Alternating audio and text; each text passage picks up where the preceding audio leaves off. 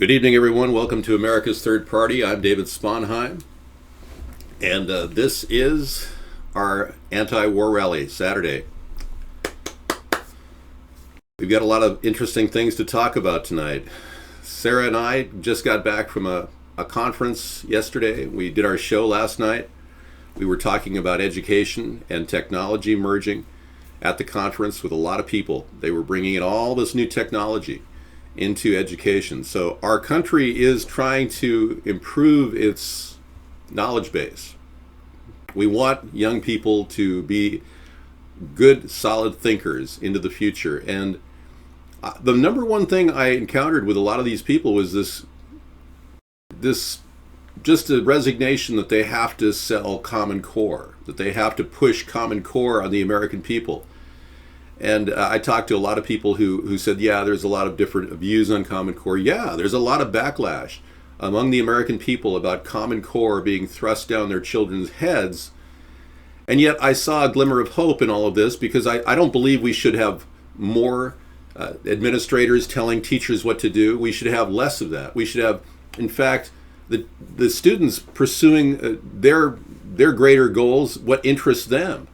Education starts at home with the kids wanting to do things and telling their dad or mom, hey mom, wouldn't it be great if, and then integrating with the teachers and with the districts and getting a teaching plan with the right technologies to merge without all this testing and rigor that Common Core puts out. So yes, I'm officially against Common Core, in case you're wondering. Now, beyond that though, we have a real goal to maintain a cutting edge. So when I look at the future of American defense, and with a strong defense, we will be able to avoid war. Obviously, there's a lot of deterrent factor in preventing war. Anyone who doesn't realize that doesn't understand the mutually assured destruction concept, where powers have nuclear capabilities. We have the ability to keep each other at bay simply with our incredible technologies. This includes Russia and China. And in no way am I trying to urge them to fear us when we improve our technology. We'll try to do everything we can to get everybody on the same plan, where we all have this capability. Now, China's already working on a scramjet that'll go Mach 10. A missile that'll go Mach 10. That's something that's absolutely disturbing to a lot of people in the defense industry, because they're thinking, well, wow, they could deliver a missile or payload ahead of us. They could deliver a nuke to this nation, putting us in danger. So we always have to keep parallel technology information sharing going without keep giving away secrets. So I think it's important that we have a dialogue between the nations on the future of nuclear non-proliferation. But I don't think we're there right now. I think the players that are at the UN are not making any solid moves toward nuclear non-proliferation.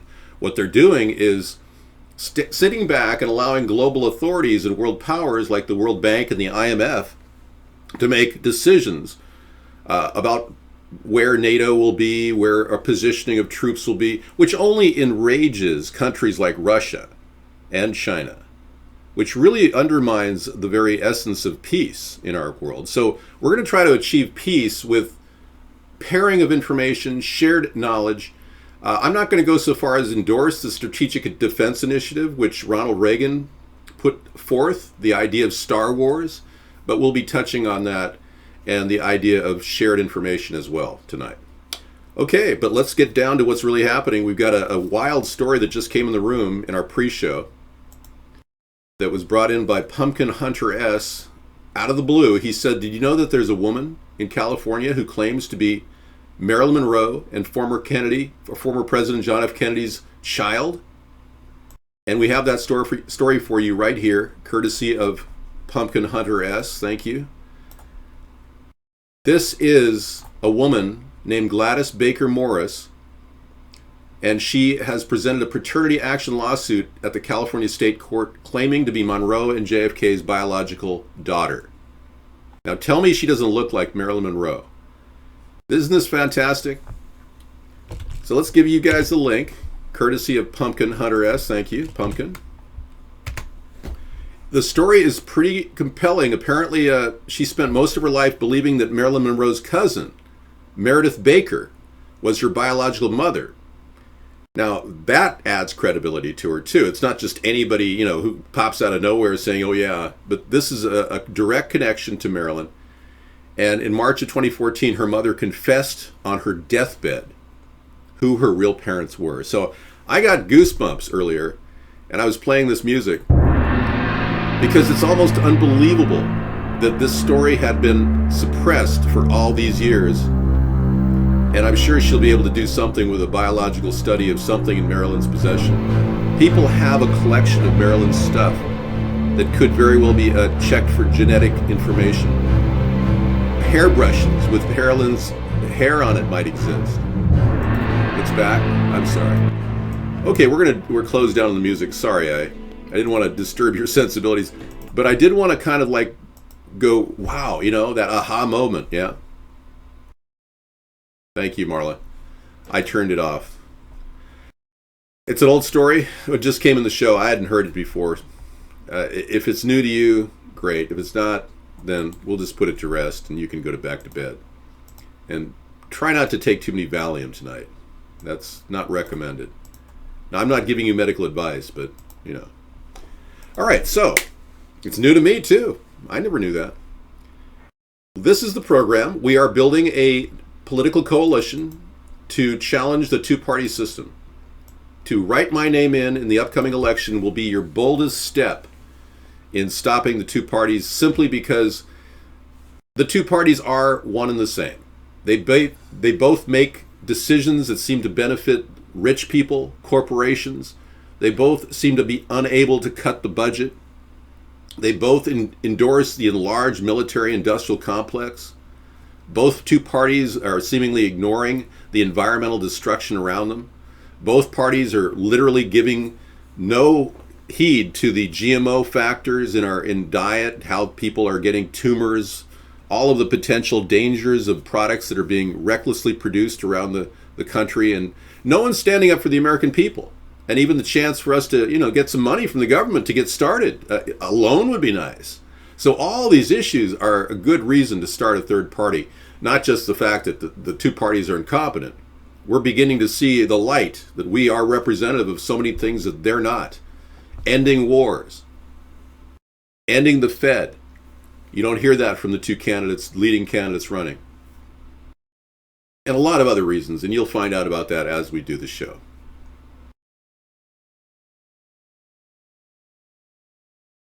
JPF, yeah, he says you can't be true. Marilyn died in 62. The child is listed as 53, meaning she was pregnant the year she died.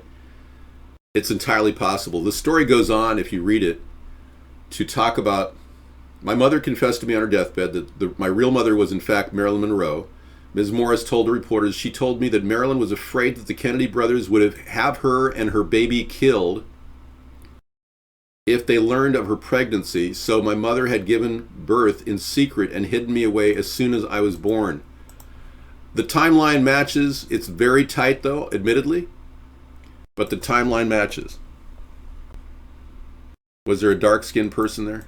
I didn't hear that, yeah. Okay, so there you have it. Look, she looks like Marilyn Monroe. She says she's Marilyn Monroe's daughter. What's wrong with some of you people? Are you like extreme doubting Thomases? I mean, true. We need to see confirmed DNA evidence to verify this, but seriously, I mean, give it a rest. She looks drunk. Well, I don't care if she likes to drink. Maybe her mother liked to drink. Maybe it's a genetic predisposition to drinking. Are you here to judge people that are drinking? I mean, I need people to vote for me. If you're an alcoholic or suffering from a drug addiction, please consider writing my name in the upcoming election. If you're not an alcoholic and not a drug addict, please consider writing my name in the upcoming election. Thanks. See how nice I am? You don't get this nice just being an average guy. It takes a lot to reach out to druggies and alkies for their vote. Seriously. All right. Guten Abend for all of you German people. All right. That's good. I've always been in good mental health. What are you talking about? Oh, okay. JPF, why don't you do that? Why don't you Google her name? Maybe she's a porno queen. I mean, come on. Tilt comparison. Well, one thing I can assure you is I am not the illegitimate child of Norma Jean. There's no way I could possibly be. I mean, with my eyebrows being like my dad's, he would have had to admit. My mother looks too much like Betty Davis to be Marilyn Monroe. My mother was often seen as Betty Davis at one time because she had these beautiful eyes. Of course, Marilyn has great eyes too. Yes, we will mention the sterilants and the vaccines. Squalene and thimerosal are just the tip of the iceberg with the danger of vaccinations. Man, many of you people don't understand that vaccinations are an ancient science. They're junk science in many ways. It does work in certain cases, and it has saved millions of lives with polio and even tuberculosis. No, Betty Davis. You don't even know who Betty Davis is. I'm acting weird. Wow. You know, I can't win. Every time I do the show, people criticize me. And as you know, I've only done 7,000 plus hours of the show, so this is all new to me. Reptoid says that people are getting mumps from the mumps vaccination. Yeah, vaccinations are attenuated viruses. And in them, whenever viruses are breaking down, a tumor-producing product called nagalase forms. Now you can Google the word nagalase. I will do it for you. And vaccinations pose a definite danger in some ways because of their presence around tumor production. They break down the layer of the mitochondrion that integrated with vitamin D, which prevents viruses from attacking your body. It breaks down that layer and opens the possibility to tumors and the growth of tumors. All right, so let's do nagalase. Oops, wrong post. Oh, did you get the link on the Maryland thing? Let me give you that again. There you go.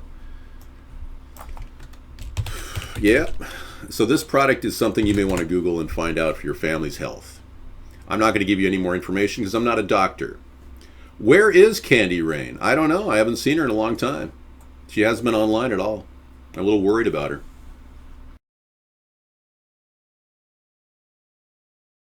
Health diagnostics. Cancer profits locked in by nagalase. Wow. So that by giving you cancer, this is the theory, that by giving you cancer, they make money. This is probably the definitive article that you probably could go to right now. I'll give you the link address. Yeah, so if they're able to give you cancer, think of how much money they'll make on you. Killing you softly with their insinuations, inoculations. Says if I took the night off, maybe he had a night of fun with his wife. I mean, give him a break. He'll come in later tonight. He usually does. Hillary won South Carolina? Yes, she did. You got a lot of Hillary supporters here. I can see you've lost your way. You want the New World Order to take over the world and deliver a global world government? That some of you left-wingers really think that's the only way to peace. By putting the world government in charge of just a few really rich people who technically don't really want you alive. Many people don't realize that the richest people in the world are saying that we need to depopulate by as much as 95%. I don't think they're going to wait around for you to die off, in case you were wondering. So it's time to get active politically, you Hillary supporters. And this story that's really shocking, JPF has. Another real shocker. If you're a conspiracy theorist, this is a humdinger, folks. Get ready. Brace yourself for the speculation. The internet theorists are speculating that Katy Perry is actually John Benet Ramsey, the child beauty queen murdered in 1996. Their facial comparisons are uncanny. Ooh. The internet is buzzing with a new conspiracy theory. Okay. Let's play this just to see what it says.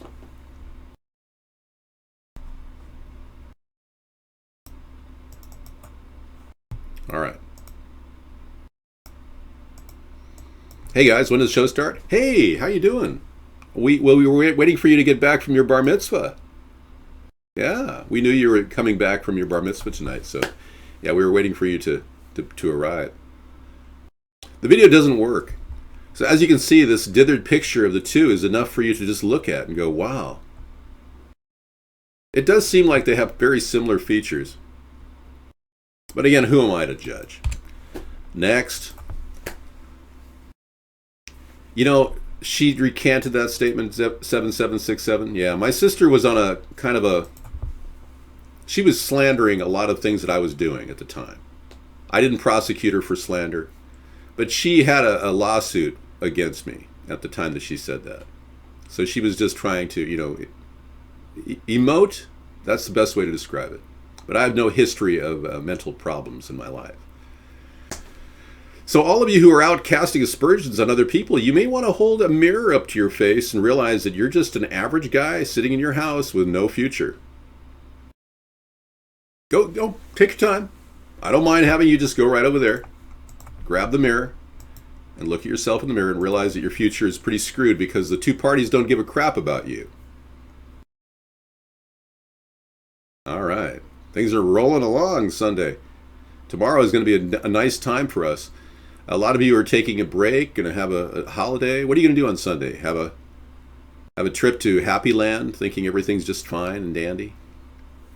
Traveling around the country is one of the pastimes I've had on Sundays. I like to do a Sunday drive with Sarah, even if it's just to the market. One of those things that makes people feel comfortable with living in America. Whoa. Got a lot of anger coming in here. Did the 4chan group Trump come in? Jeez. Travel around your county. That's right. Hillary Clinton is going to spend the day Sunday prepping her next speech to deny having any proof of emails, which I'm sure that story will come up again and again. And I think the American people are going to be asking that big question to Hillary someday. Why were you searching for mind control websites on your server? Because that came up. Hillary was also searching for, get this, a way to get rid of her emails on her server. Can you imagine that? And then she loses all her emails for 5 months, and then we're supposed to stand here and go, well, it's okay, Hillary. You don't have to disclose anything, even though you were a public official as Secretary of State. It's okay. Money apparently is buying her a pass here. You notice that? It's almost like, get this, it's almost like, it's hard to believe, but could Bill Cosby and Hillary be friends? You think there's like a club where they gather together to avoid prosecution? I mean, I bet she even knows Bill Cosby. Pink and puffy eyelids, really? Pink and puffy. You have a reaction, allergic reaction to something? Yeah. No, they're not. I am a person of, I guess you describe me as a person of angelic descent. Yes. Norwegians have very dark, deep-set eyes. Yeah, we always have, I think you're confusing my heritage with this accusation of pink and puffy eyes. Thank you. An eyelid lift would make me look like this. So you want me to look more like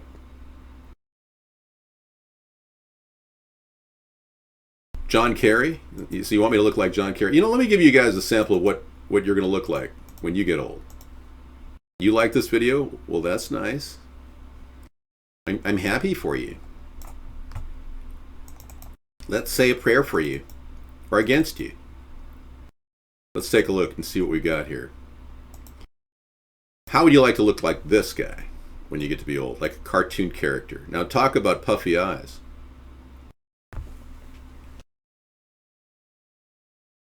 That's Troy McClure of The Simpsons. How can John Benet Ramsey be Katy Perry if they got her? No, there was no proof of a dead body with John Benet Ramsey. The case was mishandled by Denver terribly. Yeah, many people don't even know. Maybe it could have been a sacrifice. They may have had to give up their daughter to the satanic group that they were involved in, hypothetically. So there's not a lot of things that we know for sure. Many of you don't realize there are secret satanic societies in our country that are controlling decisions. I can't verify it, but it's real. It's not something that you can just shirk off. I have eyebrows. They just happen to match my hair. No? Well, there are people who believe in Satan. I'm not. I can read. Well, eyes are not, eyelids are not. Let's talk about politics, guys, because talking about eyelids it only lasts, 5 or 6 seconds, and you're done with that, right? Let's move on. I'm going to talk about politics whether you think my eyelids are puffy or not.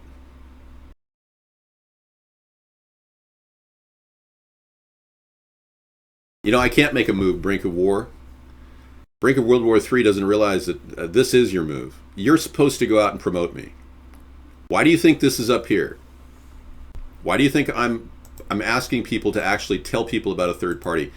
If you're not able to get the word out about a third party, then I'm not doing my job. If you don't want to promote this, then you're done. We're done. We don't have to do anything. This is basically it's a wrap. You can go back to bed and wait till they zip tie your hands and take you away to the FEMA camps. You won't have much choice at that point.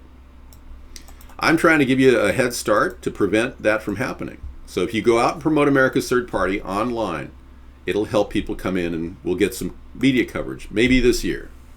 In the meantime, you're stuck with Hillary and Donald, and that sucks because Hillary acts like a Marxist commie and Donald acts like a fascist.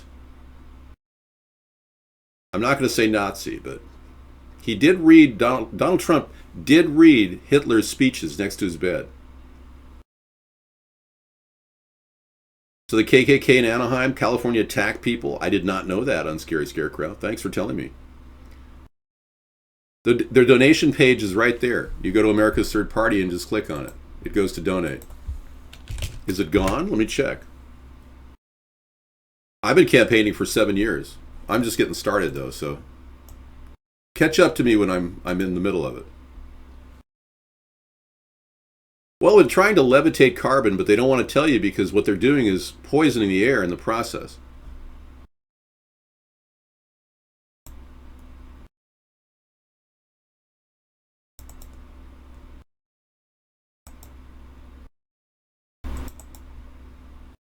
Well, that is strange.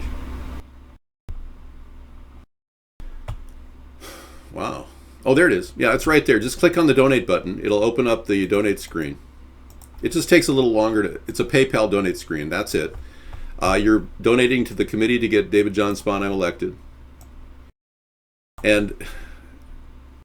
Or the committee to elect David John Sponheim. That's it. Anyway, money's not the issue here. I'm way past that. You got an article on the thing? Okay. Here's LA Times. Let's rev up the jets, everybody.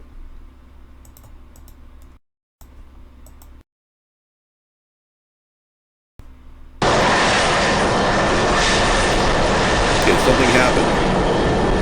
Ku Klux Klan rally in Anaheim erupts in violence. 3 stabbed, 13 arrested. You said no one was arrested. 3 people were stabbed, including one who was critically wounded, and 13 were arrested. The Ku Klux Klan rally in Anaheim erupted in violence Saturday. Okay, a small group of people representing the Klan announced that they would hold the rally. About an hour later, several men in black garb with Confederate flag patches arrived, and they were escorted by police around the edge of the park. Violence erupted, and some of the protesters could be seen kicking a man whose shirt read "Grand Dragon." At some point, a protester collapsed on the ground, bleeding, crying, and he had been stabbed. Excuse me, that's my F-22 in the background. Hey, guy. Wait a second. Let's see if I can get it. Hey, can you move that jet over there, please? No. Over there. Welcome to my hell. This is my life where I live. Yeah. This is a day in the life of David.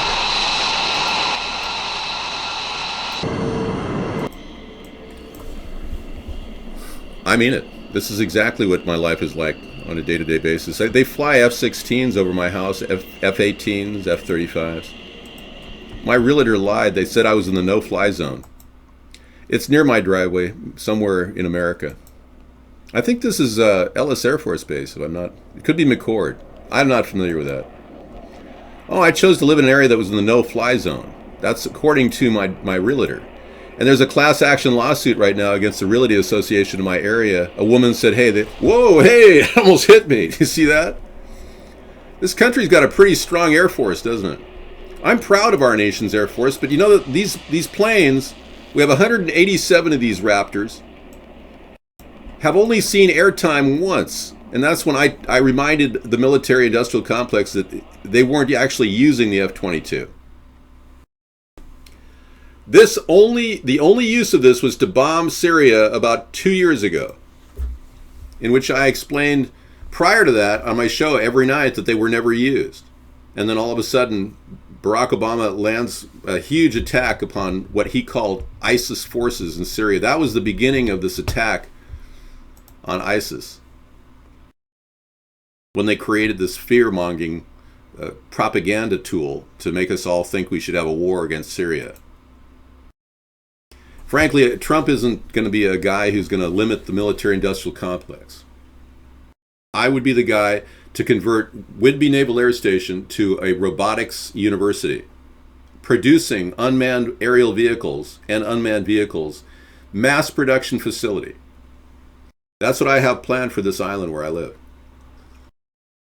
We need to move out of the 20th century and get out of these ancient planes like the F-35 that is not proven to be successful. In fact, it failed in 2 key benchmark tests against the F-16. The F-35 failed in air-to-air combat. So yeah, we've got an ancient, aging fleet, which is not in any way positive for our nation. We've got a lot of people who are promoting AmericasThirdParty.com because they're dissatisfied with the leftist policies of Hillary and the right-wing extremist policies of Donald. We've got time to write my name in on every ballot in America. Once we get to 25,000 signatures in any state, they are forced to count them. And if we reach over 34% of the popular vote, we're in there. We can get our electors can then be placed in position, and we can beat the Electoral College. Isn't this exciting? And it's only going to require you to spell my name. Isn't that amazing? Now, I've never done anything wrong. I have no criminal record. I've never actually cheated, stolen, lied in my life. My record is impeccable. And unlike Donald, he's got all kinds of marks against him. I don't have a single mark against me. Calling me names is not going to last, guys. Get used to it. Your names are of no value here. Yes, Supreme Court is going to have its abortion life case without Scalia.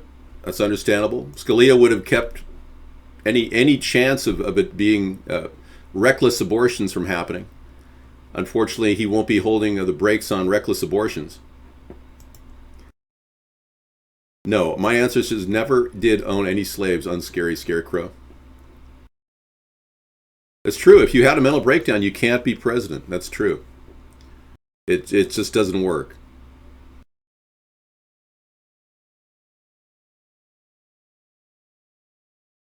Can you name Trump's Marx media? I can't name his media, no. I don't think you understand what's happening here. The average people have nothing. The rich people have everything, and they want more. That's as simple as I can make it for you guys. If you don't get that, I'm sorry. You and I could sit down and have a latte together, and we could talk about it. Unfortunately, Donald would be a real comedian in the White House. We don't need that. I'm not a comedian, folks. I'm at best a humorist, but don't confuse me with a comedian. I've never been a comedian in my life.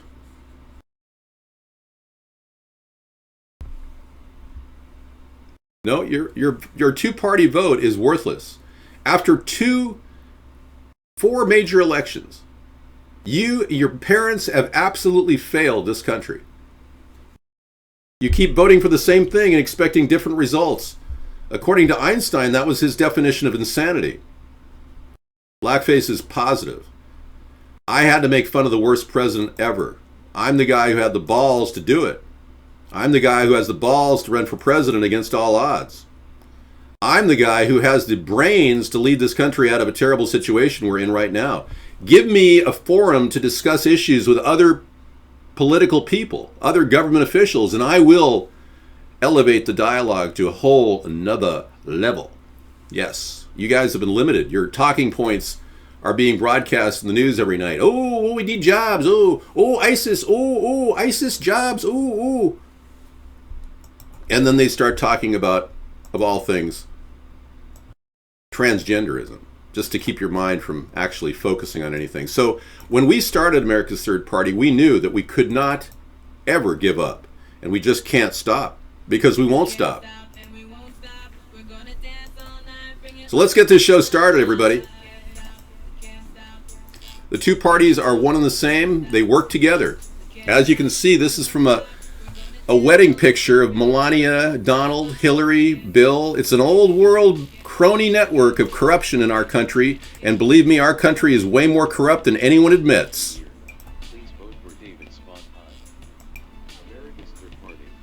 All right, let's make it happen. Spotlight for president. Can't stop,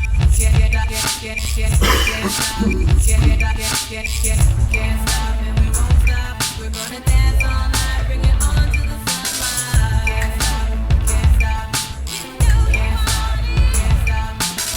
Can't stop, and we won't stop. We're gonna dance all night, bring it on to the sunlight. Can't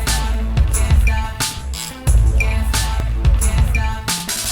First we hit 'em low, then we hit 'em high. Underrated, but we made it to the finish line. Rhymes designed to combine and intertwine. Spring to the summer, fall, even winter time. Beats banging harder, then head-on collisions. We make incisions with precision and quick decisions, causing double visions. If you ain't up to speed, you need to speed it up, partner. Piano read. We can't stop and we won't stop. We're gonna dance all night, bring it on to the sunlight. Can't stop.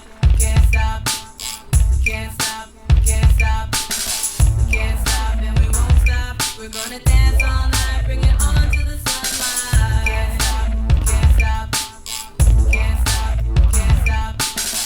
Can't stop, and we won't stop. We're gonna dance all night, bring it on to the sunlight. Can't stop.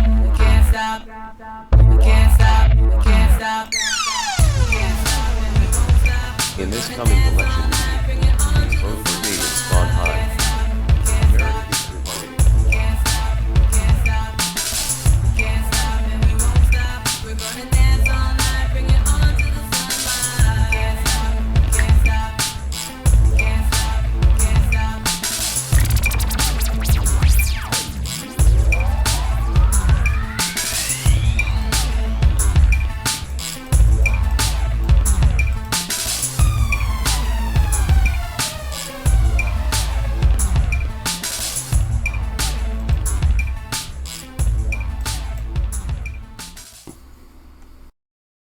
Okay, we're going to talk about hybrid capitalism, a concept that we created to help the government run more efficiently. The fact is, government contracts, specifically military contracts, are extremely important to us to make sure that we don't allow them to continue wasting your tax dollars. So with hybrid capitalism, we actually hope to have a balance of our needs, our military needs, with our supply and demand curve. Basically, what we have every single year, about $15 billion worth of parts are waiting on order in our government's supply line. $15 billion are waiting, and we never ever see those parts arrive. And by the time they do, they are completely antiquated. That's the problem. Now, this is the big issue that I wanted to address. Another issue that is seemingly problematic. Hey there, Sarah's here. Good evening, Sarah. That other issue I want to address. Sarah's here. Why are you here, Sarah? Well, that's such an issue. Well, you were taking a break because you had a I know, cold. just teasing. Yeah, thank you. You look great. Thank you. You got your sporty You can outfit take a on? break, too. Yeah, thank I'm you. the opposite of David because he has on black pants and a maroon shirt, and I have on a maroon pants and a black shirt. That's true, yeah. Now, I want to say this, that 15 billion, of parts on order all the time is just inexcusable. It's bad efficiency. But there's other inefficiencies in our military-industrial complex that are even worse, leading to our nation to have nearly $1 trillion military budget every year, which is choking off financially for our country. And we all know that every other nation that's spent all their money on the military, like the Soviet Union, we know what happened to them. That's not good. So we have to get a much more streamlined way of doing things. For instance, camouflage gear. Every single military operation in our country orders different type of camo gear. And there's no need, because we could have a net savings if we just buy in bulk. Every single camo gear could be from one company, and we could make one large purchase, but we don't even buy in bulk. They all buy individually. Colors. Well, you can still have different colors, but we could put this order through one large contract, as opposed to 4 or 5 for every different military agency. That's just one way of modernizing, and they estimate that will save a significant amount in our budgeting. So every year we got to trim billions of dollars off that military budget. So I'm shooting for a $500 billion military budget for 2017, as opposed to Obama, who approved NDAA, which was a $692 billion budget, and advances to nearly $1 trillion with over expenses. Our $500 billion plan will actually stay at that. We will not pay for overages. We will not give any extra money beyond what they expect. So they either have to deliver, or they lose all contracts with the American government. That's a big, big, bold statement, and that's going to trim the ship considerably financially. Kicking back on expensive war will prevent war, too.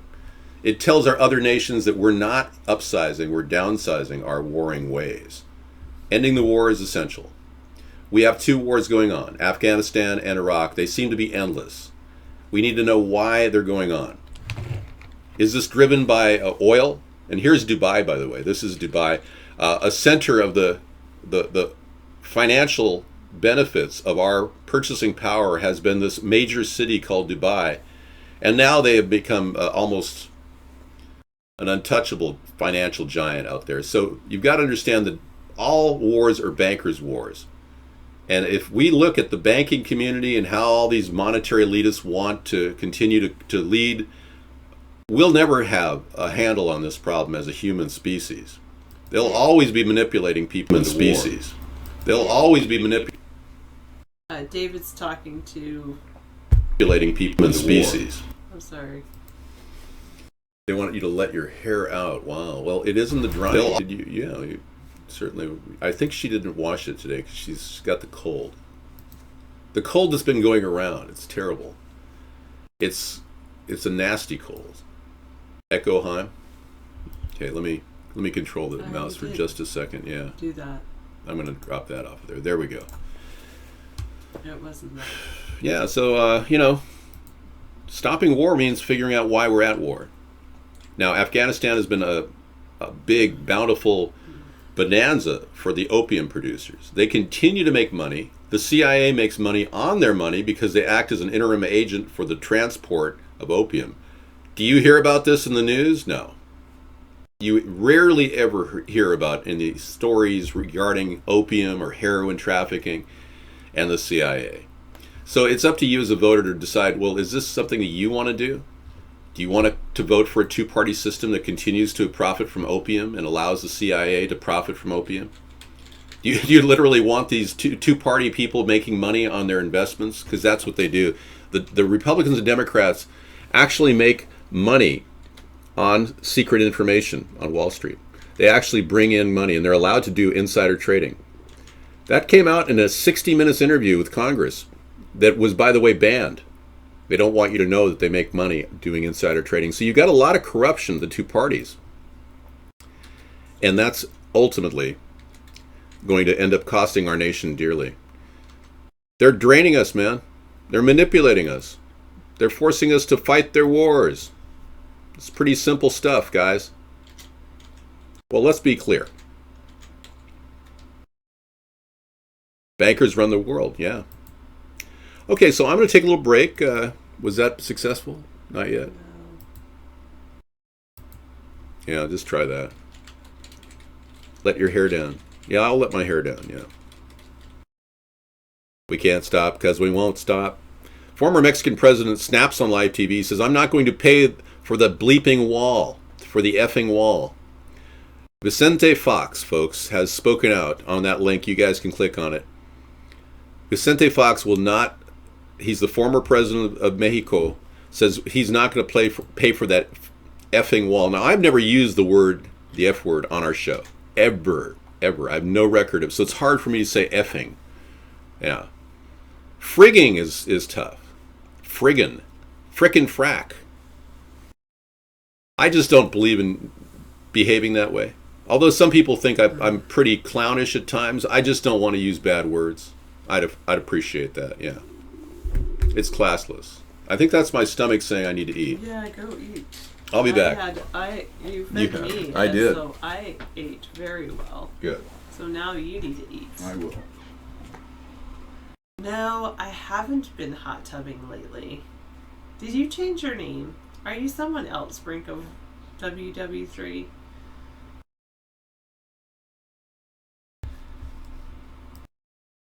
Are all these other usernames I know? You are? Did David ban your other accounts or something? What happened?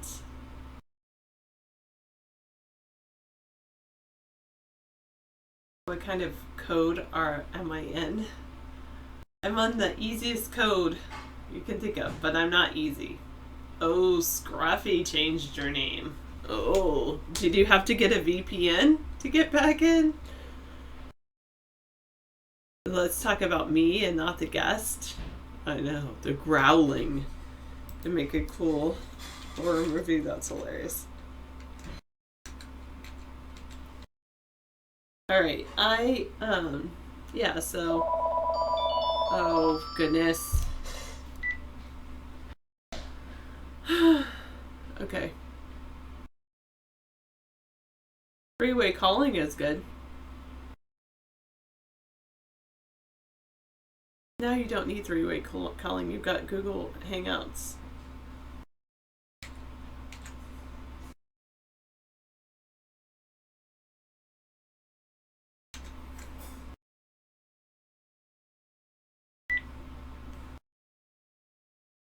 Okay.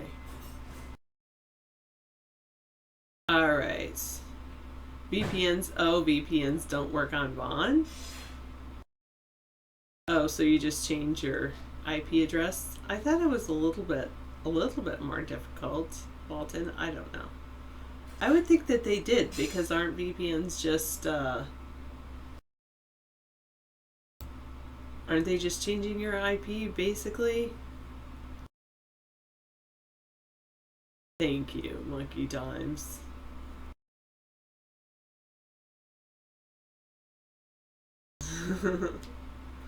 Yes, proxy servers. How do you change your IP? Well, if I knew, I would tell you. I actually am not that. I'm not as tech savvy as I'd like to be. Maybe I should go out and figure it out. You must allow Java and Flash. Through an IP changer, like 756 says. Oh, you change your MAC address? But usually there's an IP changer app that you can download.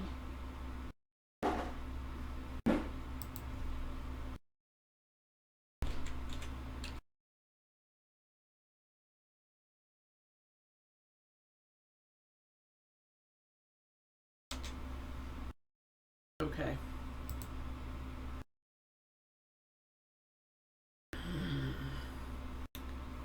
Oh, it's not a mood ring, it's a promise ring. It's amber. And David fixed it because it was falling apart.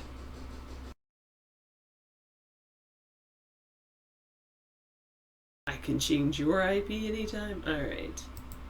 There we go. Let me try logging in. Oh.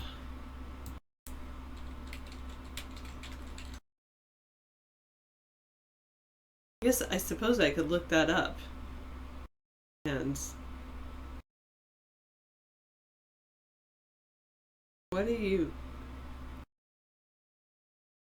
Oh, this is amber. It doesn't change color. It's always this color.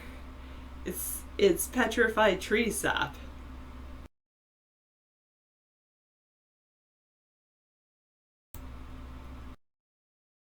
All right, and Yatney, hello. We're talking to another chat room, by the way, Yatney. So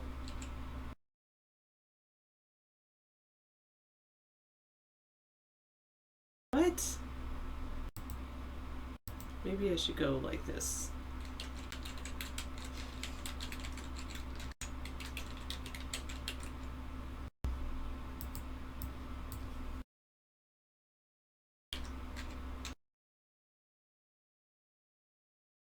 No, I'm not too shy. Promise to stay together forever? There we go. Alright, finally. There's sterilants in petrified tree sap? Okay, if you say so. I don't plan on having children, so I guess that's not a problem. Yes. Okay. Finally, maybe? Let's see. We are casting to another chat room that is much more active. Alright. Aw, you missed me. How long were you gone? You weren't gone that long. And I didn't know who you were. So that's what you say, Walton, but obviously there is, like, I know if the pixels aren't there, the pixels aren't there, but obviously there is a reflection of my glasses of this computer screen staring right back at you. That love, the things you do for love. A bath ladder for spiders? Do you have like a pet spider? Yes, they will be invited to the inauguration. I don't know what the cost will be for them to attend, though.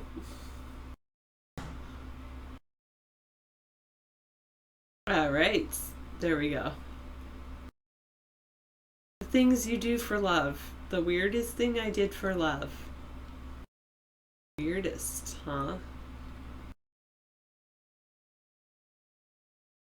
I don't know.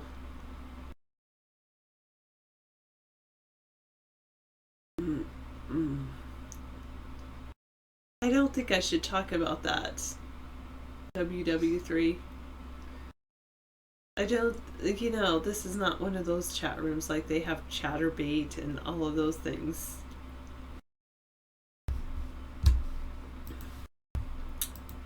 Cam4, all those things you can go check out on your own.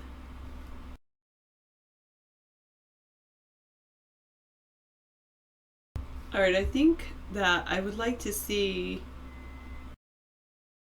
I know you chatted me up during the lean time, so maybe there will be a maybe there will be like a discounted fee, like come to our chat room on a certain night and you'll get a discount, special discount. Sometimes it might even be a waiver. I could see getting you a waiver if you were able to get David on the ballot. Absolutely. Those would be the people that would get an automatic ticket. Okay, you can keep dreaming. You can pretend right now that the dream came true, because I don't have my ponytail here. So you can dream I cut it off. You'll just have to keep imagining. Thank you, 742. I don't know. David didn't like that. I guess I do have a site on there. Let me see if I can cast on there. I don't know if it's here. I don't know, does Tiny Chat have an RTMP feed? I think David didn't like it because it was,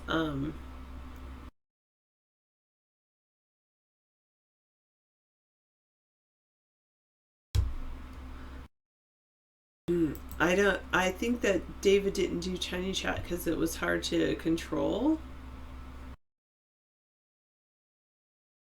You don't know, I don't know. So let me look.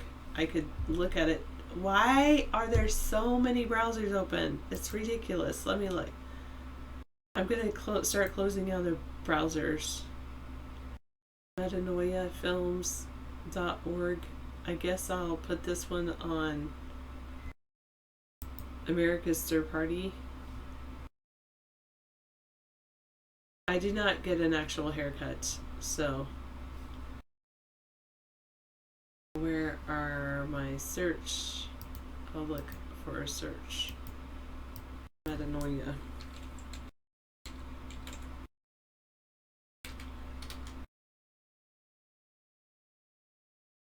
You've been invited over to Savannah's house for pizza tonight. That sounds like fun. Enjoy Savannah and enjoy Savannah's pizza. Not in that order, otherwise the pizza will get cold.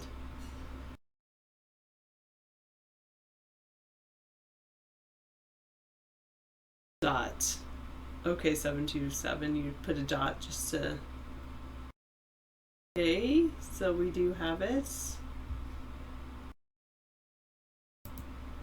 I'm gonna get rid of this.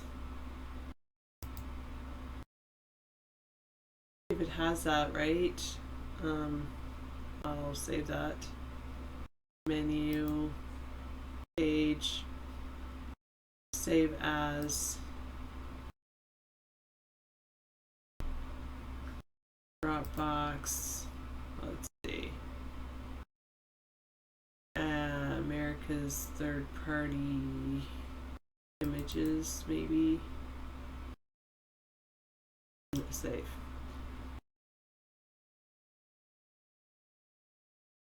I think it takes a lot to actually run a show, run a server like Mark does. So until I learn how to do an actual coding thing myself, Walton, I wouldn't be too worried about Mark. I think that one of the things, I know there's streamingmedia.com. I think I have to, yeah, we have to use our PC skills. Exactly. We have to learn to code ourselves. And we have to learn to compete. But I don't know if I definitely know I'm not in that area yet. David Sponheim is running for president and he'll be on the show shortly. I think it's going to take a lot of effort on your part if you would like David to get on the ballot. 339. Thank you, World War III. Is your pizza getting cold? Did she already order it? I'm going to close out of here because I think that takes up things.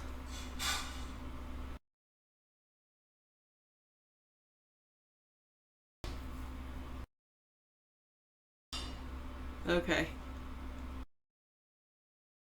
You're going to teach me? What are you going to teach me? How to create a streaming video web server? You're waiting for a call. Well, I usually don't call people.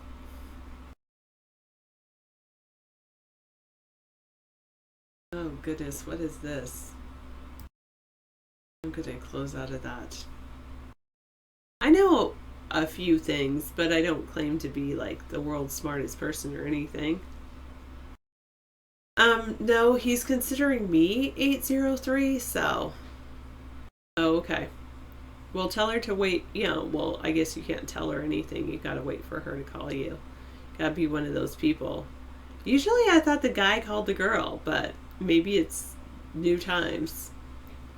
French fries and barbecue sauce. Ooh, you know what I would like? Sweet potato fries and barbecue sauce. Vaguely.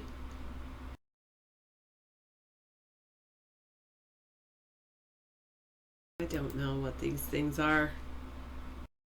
Yummy. Okay.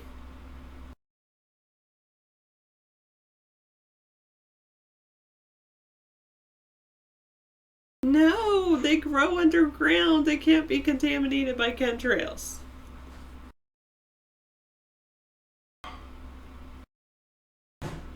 No, I don't think this is going to be a fail site. Where do you think everyone's going to go, Walton? I guess I have to follow the people, huh? Or I should have the people follow me. I really need to use Twitter more. No thanks, 231. Tempting offer, but no thanks.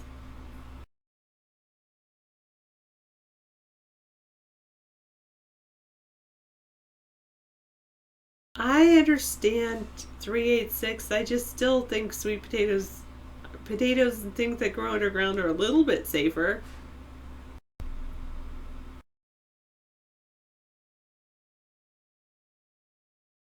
Goodness, I'm just closing it out of all this stuff.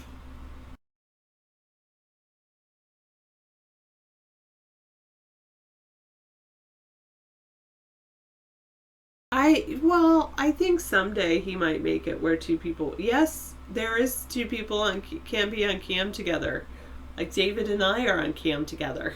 Ha ha ha!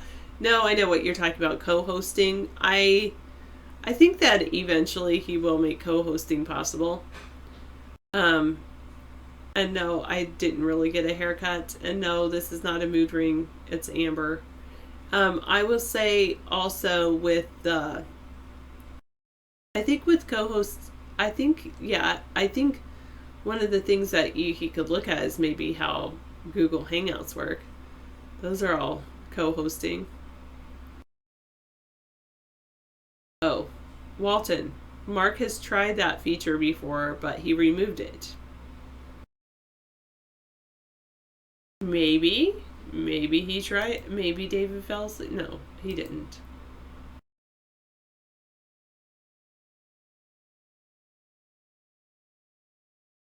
I'm gonna move this one over here. There we go. Oh, whatever. I'll move it down there.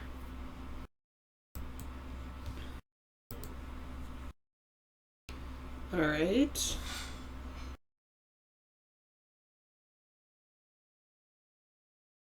Product hunt. I'll have to see what that is.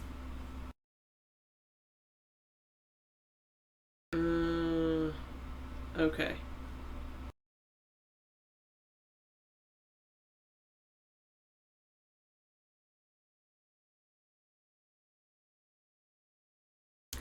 I can confirm I teach code to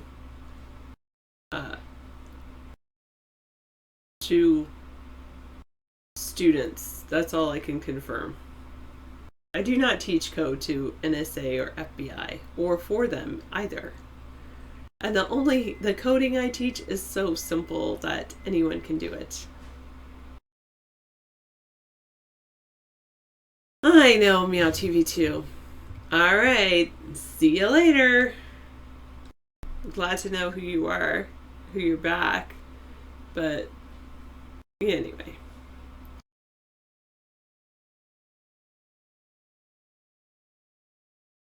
That's a possibility. I can neither control.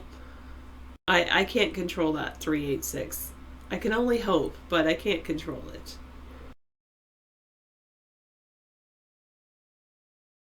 You want me to do a class on coding here? Well, it's really simple code, and you guys would think I'm like, Sarah, that's not even code because it's so simple. I break it down to be super simple. But I could maybe do that someday. I like contributing to the state. I'll say that. Doing public education. I know I would be stunning if I wore makeup. I put on a little bit, just underneath my eyes, some cover up, and on my nose to make it look like I don't have that horrible of a cold. But just some cover up today. But I decided to go makeupless for the most part because Saturday. I'm in my home. And that's it. The Coding with Sarah show. That would be kind of fun. I need to learn some more coding, and that would be good. I am 5'11". David was never obese. He was always a good-looking guy. Oh, you missed all the politics, all the fun.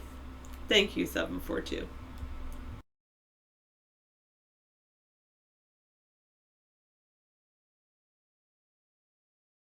All right, I'm going to close out of this.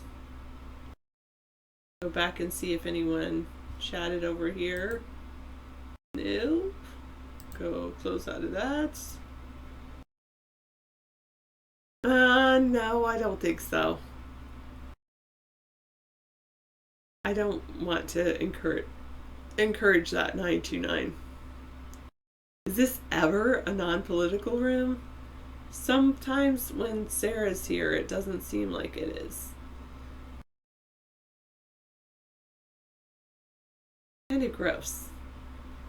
I think I'll just close out of this. This is kind of weird.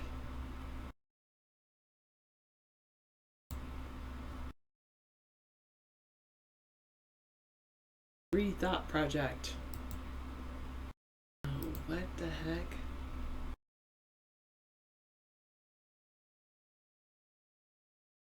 Good, I guess.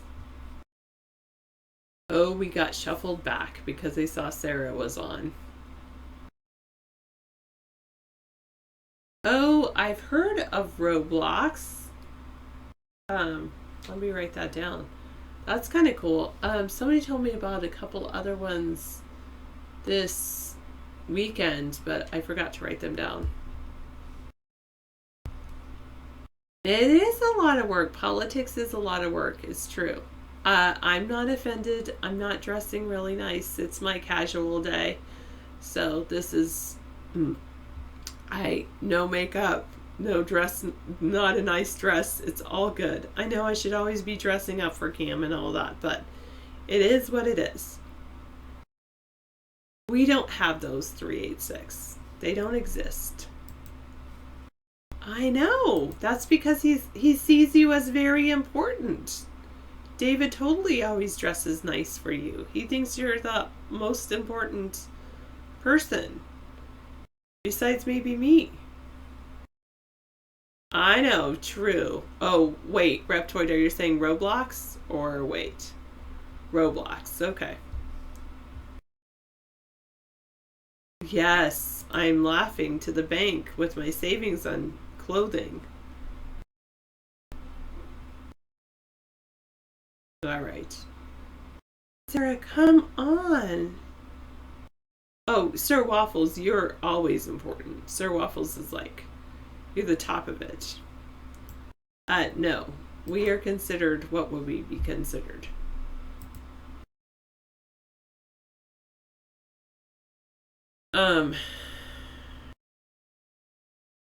I would consider us nowhere near that. How about that?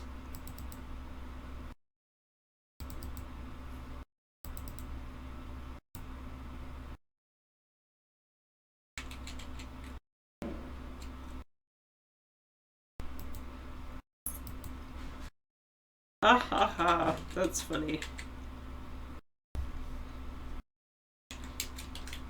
Have you heard of a Scratch, Reptoid, for making games?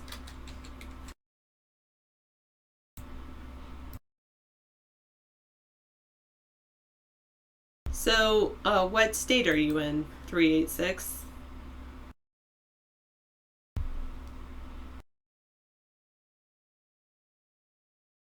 It all depends on the state. So you contact the Secretary of State.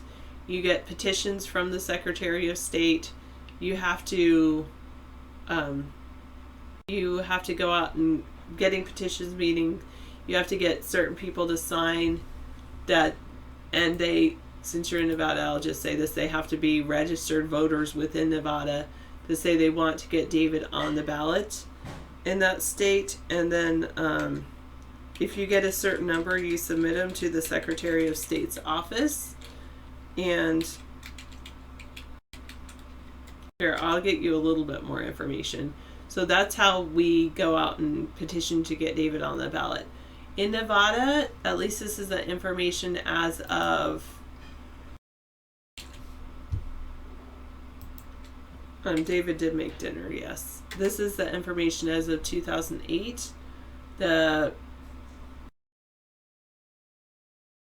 We needed to have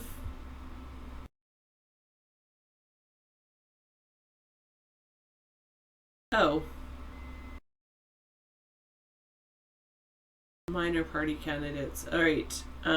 We need to petition 1% of votes cast in the previous election and pay a filing fee of $250 by August. Not too bad. And you can contact the Secretary of State.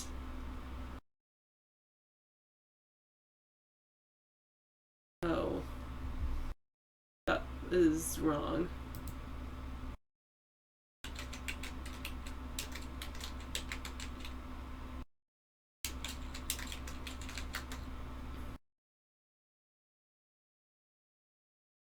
Oh, did he actually win? I'm very glad he won.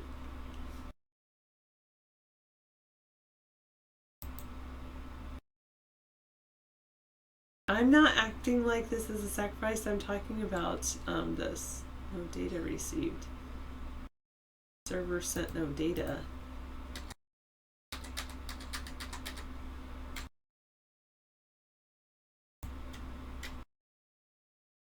Weird. Okay.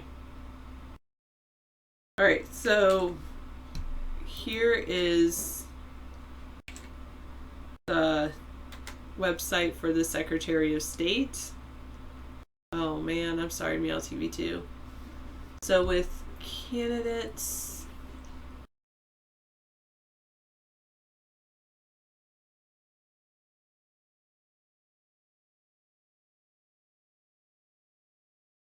there's a complete election calendar, candidate resources, guides.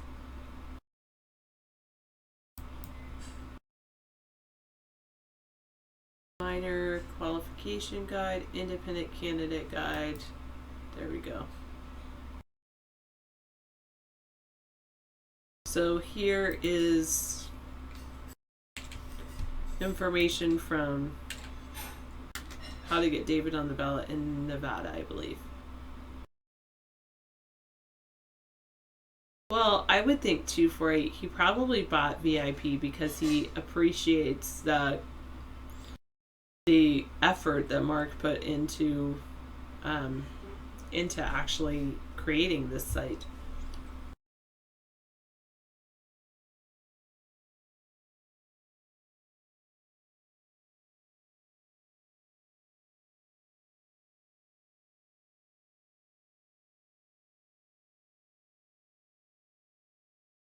Okay, we need to refer to NRS 298 found in the appendix. So let me go down, as well as the petition requirements. Appendix 298.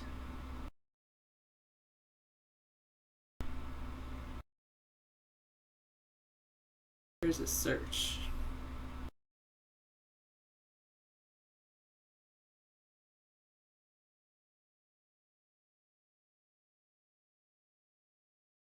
All right, let's see.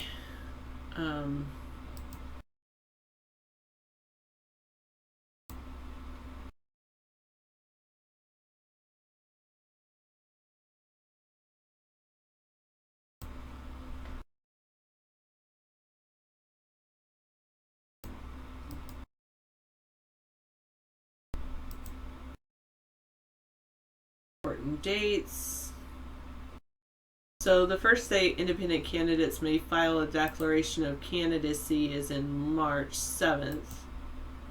First day to file a copy of the petition with the appropriate officer is already passed, so we can start collecting signatures right now. Right, that was great. So the whole family had chicken. Tonight was a chicken night. Chicken soup and a wonderful chicken dinner. And Amber's eating chicken. Hi, everyone. So a petition in add screen capture. A petition in Nevada looks something like this. That would be a So petition. you have to go out and get people to sign it. Yeah, no content on this site is worth paying for. Wow. You know, you've got a very interesting point. You don't like people with VIP badges. You know, I'm not a big VIP person myself. I just don't feel like paying the extra fee over there at this network that you guys are broadcasting on. Thank you. Actually, wouldn't that be that difficult if you'd like to go out and get David On the ballot in on Nevada. the ballot in Nevada? I don't think it would be that difficult to do. Go ahead and email them or give them the link. I already gave him the link. Oh, good. Thank you.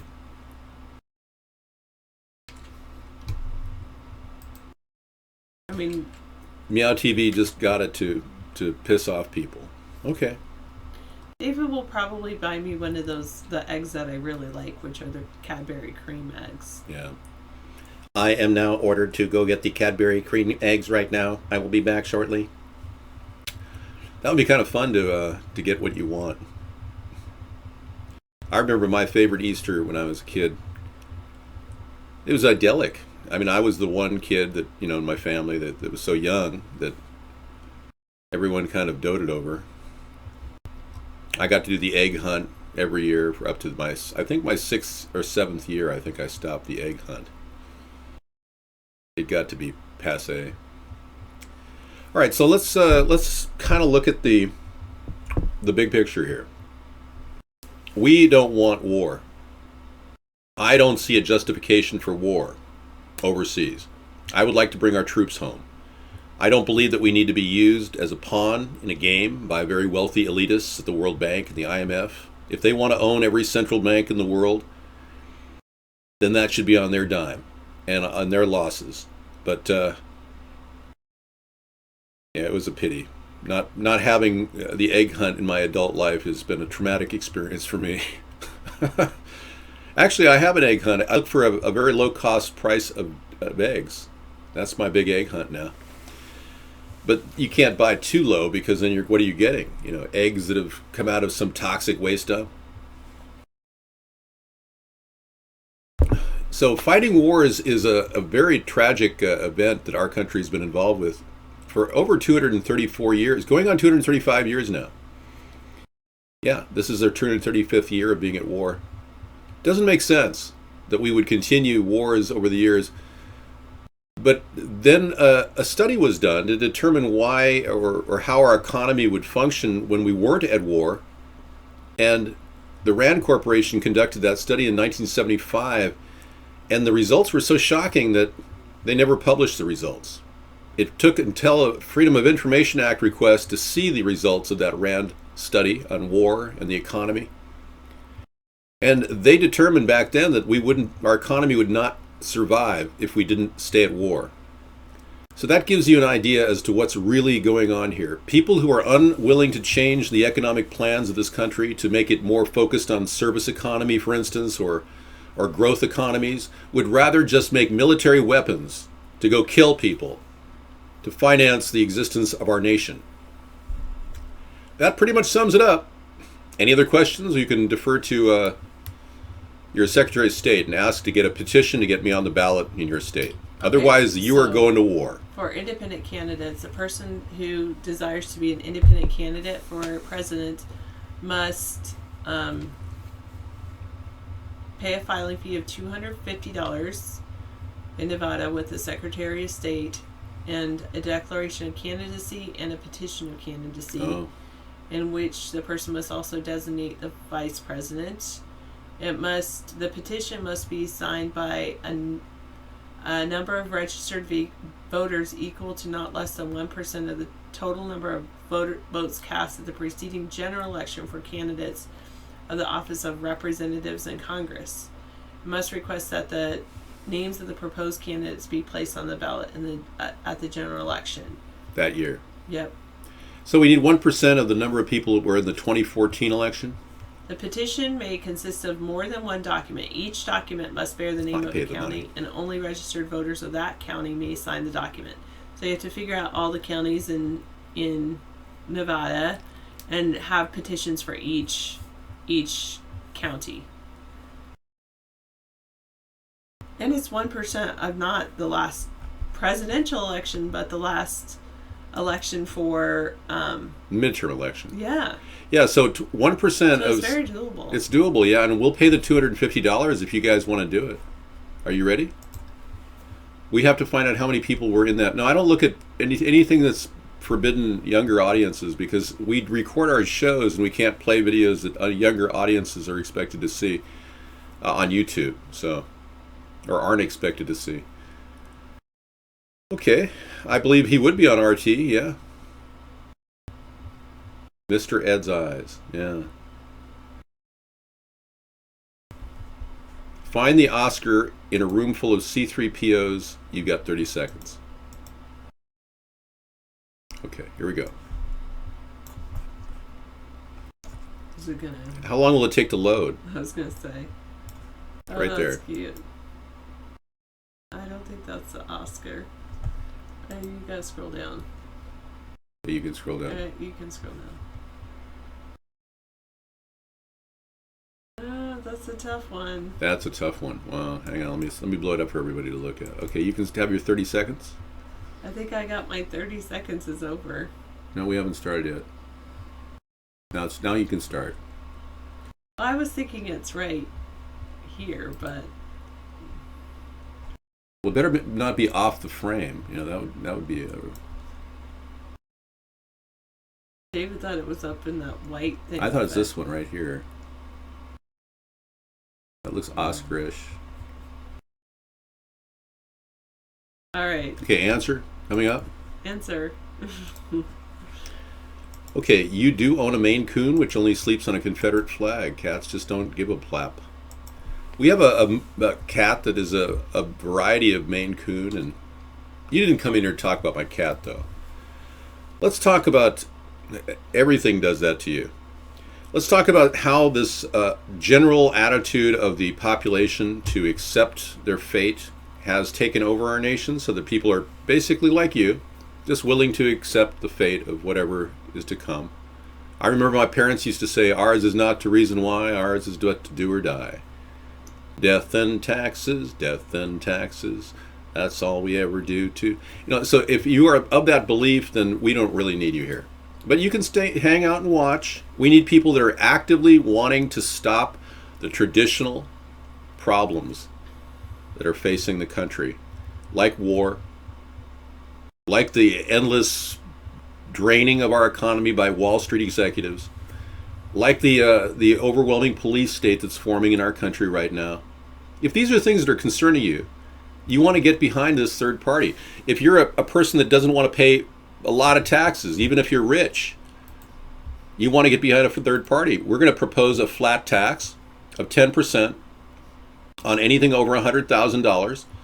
We're also going to propose term limits, which means that even if we were to succeed as a political movement, we would only be allowing people in our party to get 2 terms as senators and 4 terms as House of Representatives. That's a significant change from what we have today, which is crony politicians getting reelected every year. Incumbents just same old, using their power to get reelected. So yeah, we got a lot of things to do if you really want to do it. If you don't, then hey, that's cool. It's all good. It's all good, because you're going to be, zip tied and taken away someday, and you will wonder, gee, what could I have done to stop this? I hate that. I know, I hate it too. That's why I do it. That's why you do it. Well, do you think I want to sound attractive by saying, ha? No. It's a mindless expression that the only way I can describe the Democrats, Republicans right now is, ha. Because I can't come up with another expression to say, what would a Democrat, Republican look like to you? Oh, okay.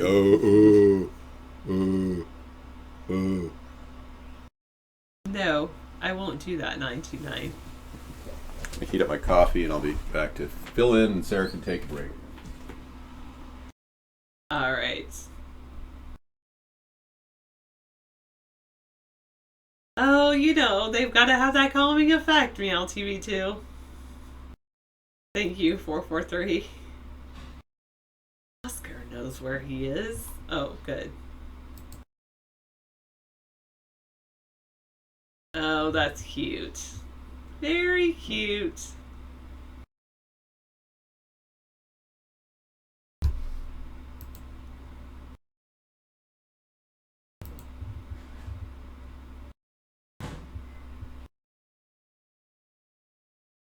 Wow.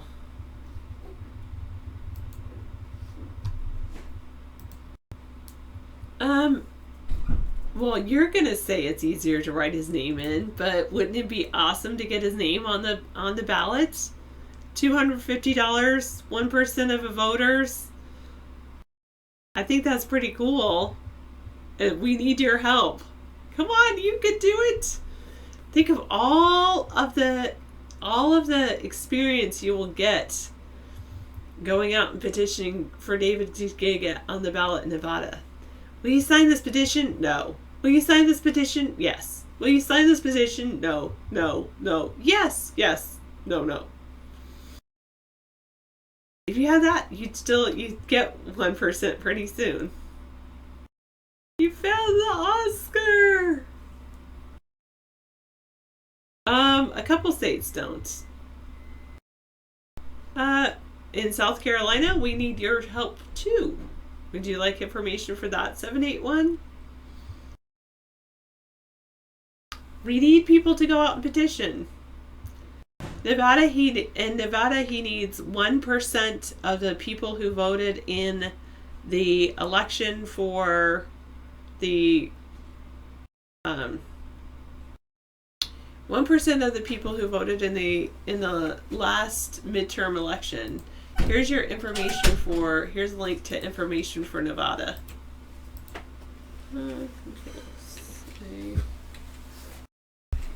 Cancel. I'm doing great. I'm doing great all over the place. People are talking about a third party everywhere we go. Leo DiCaprio finally won an Oscar for that I think movie. That's great. We're not doing primaries because we can get David on the general election ballot because he's an independent candidate. However, we do need your help to do that. I don't think you guys understand what's going on. No, that's not five. That's just in Nevada. It's not that much. There's our world, the world we live in. We're average Americans like you and I.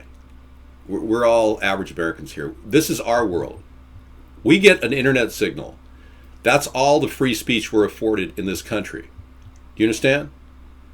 That's it. We don't have mainstream media attention. Not one stitch of attention over 7 years of reaching out, press releases, events, not one single bit of information on the issues. And there's the world of Trump and Hillary and all the other rich people. Over 65% of Congress are millionaires. That's the deal. Hi, Jacket Pockets. I don't care who does. It's irrelevant to me who supports anyone at this point. You are not even supporting yourself. Yeah, it is, but it doesn't have the kind of media attention that a mainstream media channel or a newspaper or New York Times op-ed would. Somebody said, why don't you write op-eds to the New York Times? I have. They're not published. I'm going to write another one this month. Yeah. I'm trying to sound a little like Sanders because my audience is a concern that they are going to vote for Sanders, and when Hillary gets the nomination, they're going to want to vote for somebody like me.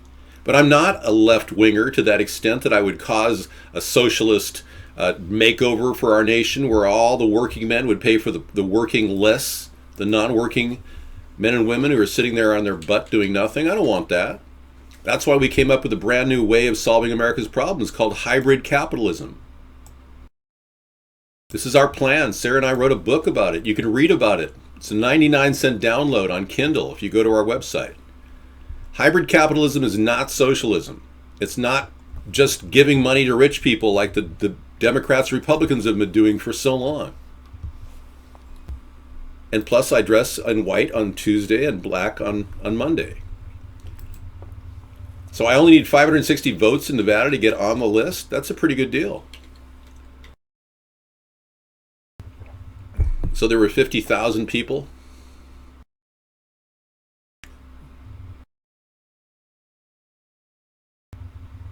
What are your plans for a battery run? Jim, we talked about building a U.S. auto corporation. Exactly, folks. Trust me, the next 4 or 8 years are going to be as bad as Obama, if not worse. The economy is crashing. And they've hidden it by expanding money, printing money and giving it to rich people. They didn't fix the economy. They didn't fund American businesses and American jobs and American products. They simply gave money to rich people. That being said, we're just waiting until it gets worse and worse. Haven't you seen over the past 8 years it getting worse and worse in your area? Whether it's you or somebody else, you're seeing more people homeless.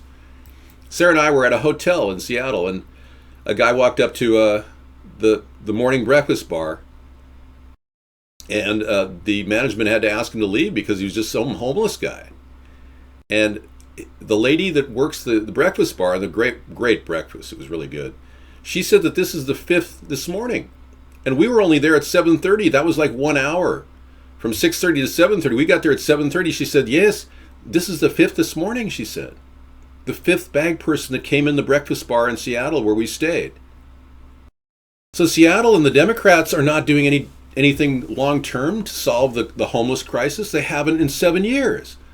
Oh, now they're starting to say, well, we need a long-term solution to the homeless crisis. 7 years into Obama's administration, we finally hear this.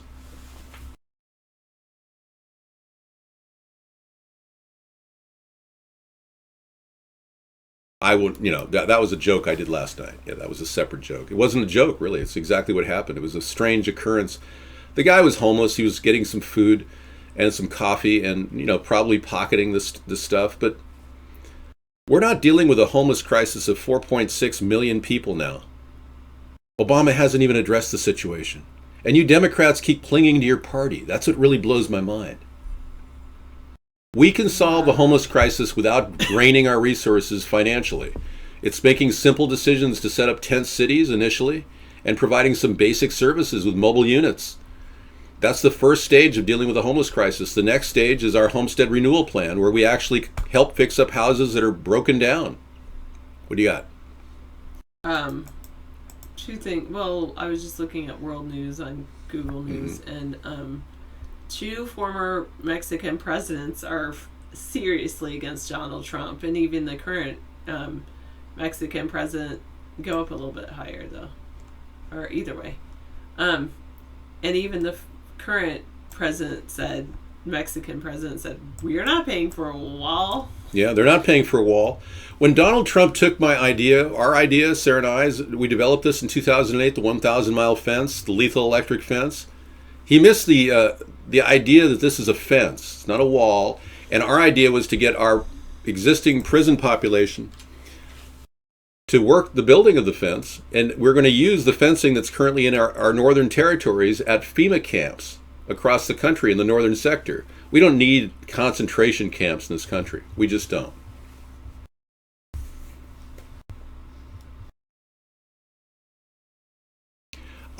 I talked about a couple of women. I told Sarah about this. I wasn't following them. I did an about face. We were at a conference on technology, education technology, and these two women were walking next to me, who were about 20-year-old women. And I basically just decided to turn around. It wasn't like I heard them say anything. And then I heard them say something, and they said, "Did you see that guy? Oh, he's following us. Don't say anything." It was like a window into a conversation. Yeah, I wasn't following them, no. I just overheard them. I don't know why they were saying that. I wasn't doing anything to them. I wasn't creeping anybody out. I wasn't even looking at them.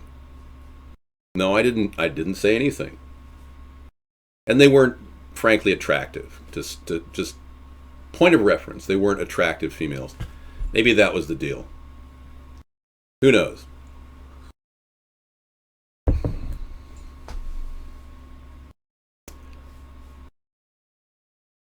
Well, the manager who was receiving or dealing with the problem of the homeless guy he was a little bit foolish. Let's just say that. Because you have to have a really, you have to have a person at the door. I mean, if you're having five homeless people come into your door, you need a gatekeeper, somebody who can stop. Yeah, just a person at the door. It's a doorman kind of thing. Yeah. Well, we've been censored on the internet. 6403. What's happening at Vaughn is because basically Mark Vaughn supports Donald Trump. So he dumped us from any of our access. And many of you are having problems getting into the site. You have to remember that we have another fully functional website called AmericasThirdParty.com. And you can watch the show if you ever have problems with your video server capacity issues. This is one of the techniques he's using to censor us. So censoring us is just part of the deal. I guess we have to deal with that. We've been fighting through a lot more than that. It's not that big of a deal. Plus, we're waiting for the new network to open up, blogtv.ca. We at Blog TV for 4 years, and we're anxious to see that, how it transpires. It's 60% online, they said. But yeah, we're seeing people being kicked out. That's not the same thing. Yeah, they're saying that's the Oscar. Oh, he found it. Okay, here it is. Sir Waffles, thank you. Good spot. Thanks, Scissor Fight. There is the Oscar in the whole bunch right there. That was tough, I'll tell you. I didn't even get that one. We're going to stream on any site we can. Well, if Mark's a Democrat, then why is he supporting Trump? I've heard he's been supporting Trump. Well, if he's supporting Hillary, then that's the same thing. I mean, what's the difference? It's a server overload issue, or is it? You're not going to beak? Okay. We'll still be on the Vaughn network, but we're opening up to other opportunities. If it grows, great. If it doesn't, so be it. We're also broadcasting on another network. If you go to AmericasThirdParty.com, you'll have no problem with the video, and you can still go into the Vaughn chat room. Thank you, 5Air. Very informative. Thanks. So you're still looking through the news? Yeah. Okay. The big news this past week, I think, was Donald Trump claiming that we should boycott Apple. That's big news. When a future presidential candidate or a current presidential candidate tries to endorse the police state we're in, people need to know this guy wants no privacy from Apple. He wants Apple to unleash encryption software to the FBI, and this past week, Apple and their legal team filed a countersuit against the FBI, saying they're not going to release that. That's part of the saleability of their product, plus on the basis that it's breaching all of our privacy. It's way beyond the scope of the FBI to breach all of our privacy in the case of one San Bernardino terrorist incident, or alleged terrorist incident. What do you have? Two cool things. I love science. Study, there's an energy efficient biological, and keep going down. Yeah, those two. As there's a new study that highlights an energy efficient biological supercomputer. It utilizes ATP, adenosine triphosphate, that is, as its source of power. Wow. That's cool. That's a good idea. Biological supercomputer. Yeah. Planet is Google's latest AI. It has superhuman accuracy with photo locations. It looks at a photo and it can tell you where that photo was taken.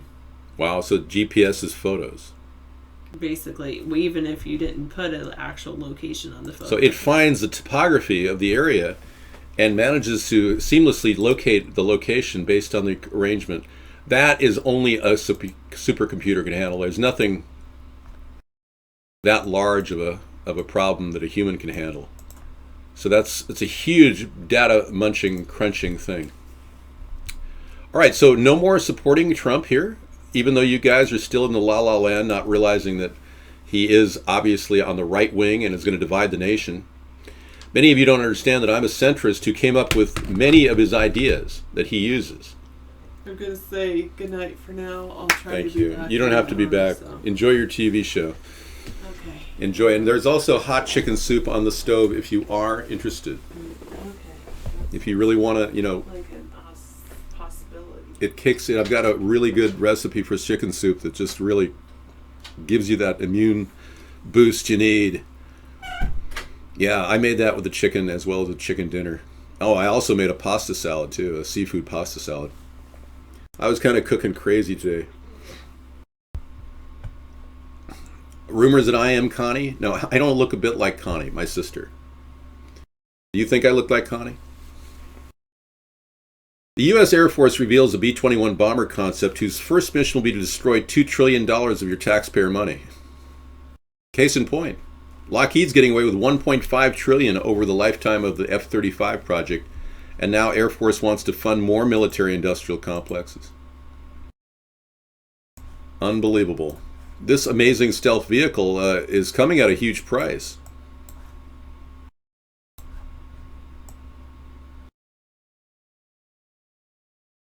This was an idea that Jacques Fresco had, the flying wing.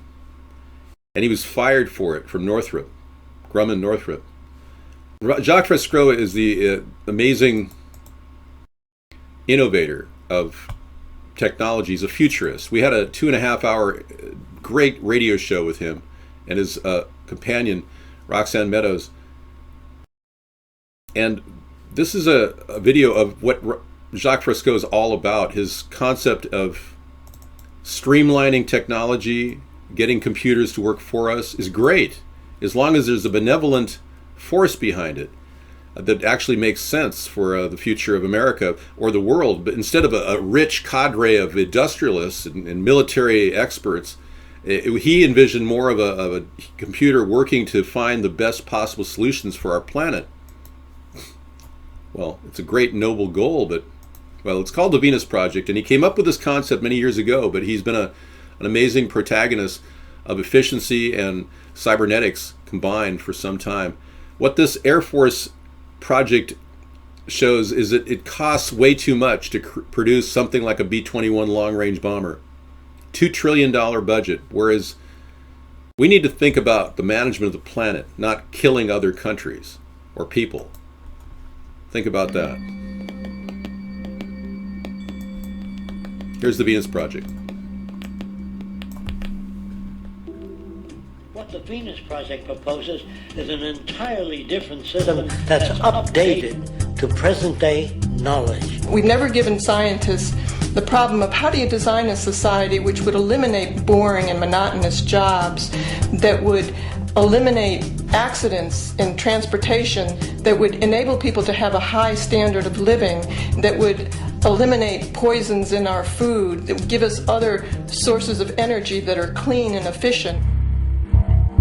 When we understand that it is technology devised by human ingenuity which frees humanity and increases our quality of life, we then realize that the most important focus we can have is on the intelligent management of the Earth's resources. If you want a world without war, without hatred, with reduced crime, considerably reduced crime, then you must declare all of the Earth's resources as the common heritage of all the world's people.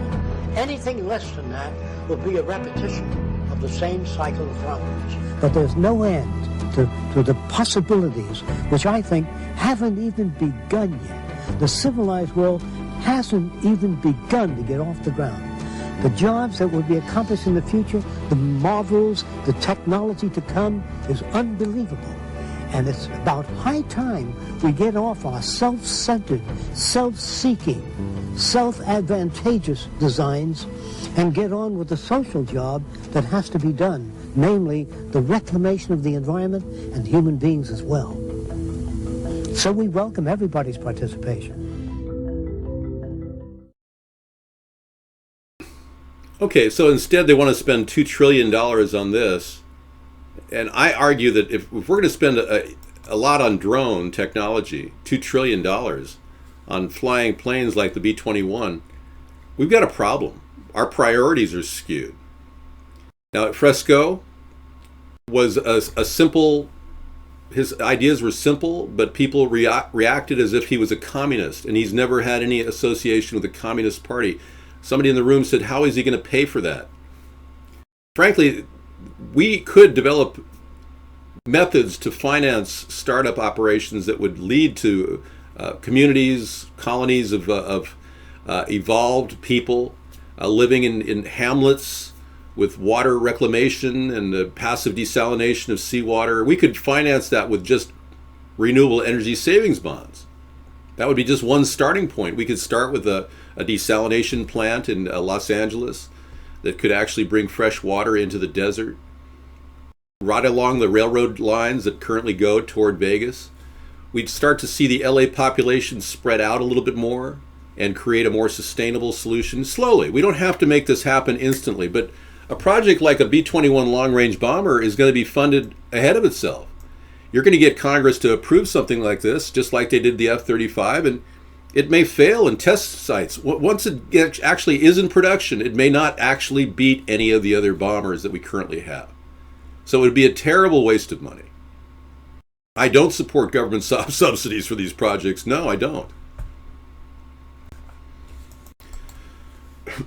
We need better trains. We don't have any decent trains. Our country is still way behind in train technology. We haven't even developed a maglev. So bear in mind, you might think that we are right at the tip, the apex of our technology as we are comparing ourselves to other worlds, other countries. Basically, we are not even close. We have failed so desperately to produce any real growth in the tech sector. It's almost shocking. Yeah, I mean, yeah, we have iPads. That's great. And now Donald Trump wants to make the iPhone encryption system accessible by the government, veritably nullifying the encryption system. The technology we are developing is being shot down by our military industrial complex, the NSA.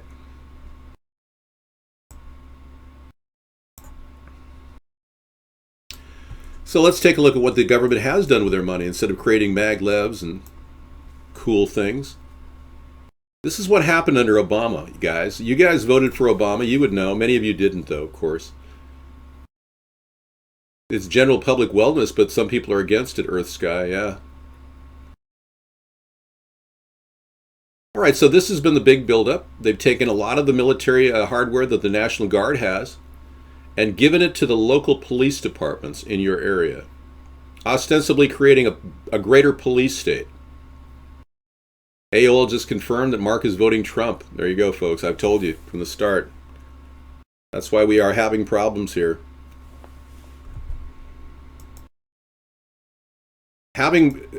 Being a corporate elitist is not something that we really want to encourage in our country. So if you want to vote for a corporate elitist and expect something from that guy, good luck. I'm here. I'm going to be spending the next eight months and beyond giving you a nightly chat, sharing ideas with you, whereas Trump just does stump speeches where people are paid to be there. That's a big difference between me and him. I communicate on a nightly basis. He doesn't. My ideas are shared by many of you, obviously, because Donald Trump took 6 of my ideas so far, and we're wondering how many more of my ideas he's going to take. But hey, you're not going to get my ideas implemented. He doesn't even know how to implement them. We just heard from Sarah talking about how the president and ex-president of Mexico said they're not going to pay for the effing fence. That's a quote from Vicente Fox, the former president of Mexico. The wall, because I always talked about a fence. Of course I'll increase funding for solar projects. We actually have a plan to have a solar rooftop revolution. And it's part of our homestead renewal plan, actually. It's going to roll out under HUD initially. But what we want is a mass production of carpet-like solar panels that can actually provide up to 30 to 40% of your energy needs on your rooftop. This amorphous panel construction is far more important than military hardware in your local SWAT team in every city in America. I mean, none of your sheriffs have the kind of training necessary to fully develop a SWAT team. Yet they're all being given SWAT vehicles. Does this bother you? I mean, are any of you upset about the growing police state in our country and the lack of good ideas? I mean, come on. What the hell? Yeah, there's nothing, in my In my opinion, Planned Parenthood would definitely be defunded, okay? Yeah, I don't in any way want to provide federal dollars for planned abortions. Unless, of course, a rape kit was involved and there was a rape. That's the only caveat.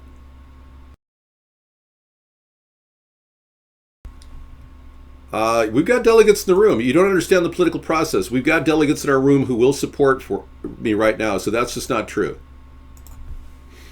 We've got delegates in our room that will back us. Once we win the electoral votes, we'll win the presidency. We want you to write my name in to stop this. Thank you, Beekman. Good evening.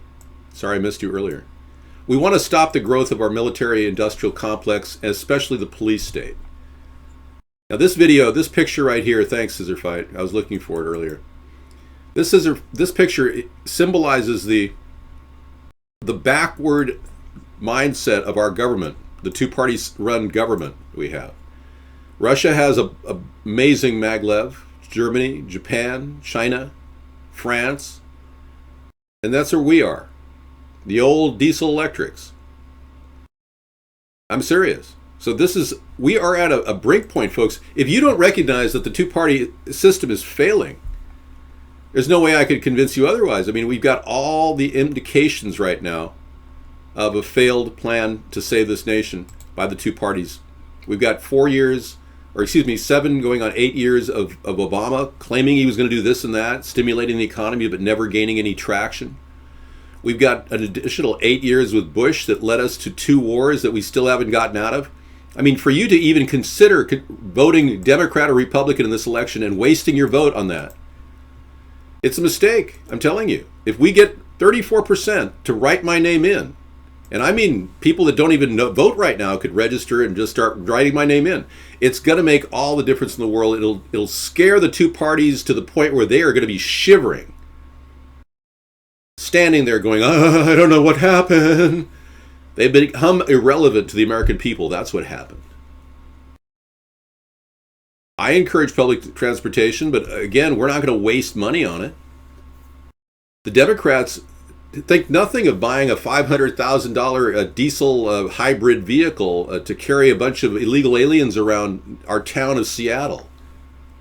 They literally took taxpayer money and gave nearly $500,000 per vehicle to buy hybrid diesel trucks. I mean, it's crazy. I mean, not trucks, I mean buses. Thank you. All right, it's far too late and gone. Many won't come to their senses. Yeah, you're right. Just go ahead and give it up. That's much better. Yeah, and Scissor Fight's right. $2 trillion for that F-21 would be far better spent on solar panels. I agree. Private ownership of vehicles is the American way. We could easily meld a maglev rail train with a vehicle storage unit. For instance, a train like this one in Germany, or let's start with the one in France, the maglev there. This one right here could actually have a place to add vehicles. We could have, smart cars are not that difficult to drive. I've never driven one, but many people like the smart car. We could have a compartment that has a section like right here that would have room access for small vehicles that could load up and into the vehicle, into the train. We could even have leased smart cars that could be leased at every single train depot, like Uber car. Similar. They've got various ideas. So the idea of just wanting a car and not wanting to travel in mass transit is essentially nullified by the creation of a new technology that would be portable and individualized. I don't think many of you realize that because we've been censored on this show, it's really not important to me to be in first place on this show. To talk to everybody in this show is more important. The people that really want to get involved, that's more important than listening to having a group of viewers that are just sitting there wanting to just watch some guy, do funny stuff or smoke whatever on camera. I mean, I'm not that kind of a person. So it really doesn't matter if the viewership drops in this particular network. Like I said, we're waiting for another network to open up shortly, and we're going to be opening that network up to include access to a lot of different people that are not here right now or kept out of the show because of our server issues that Vaughn threw at us.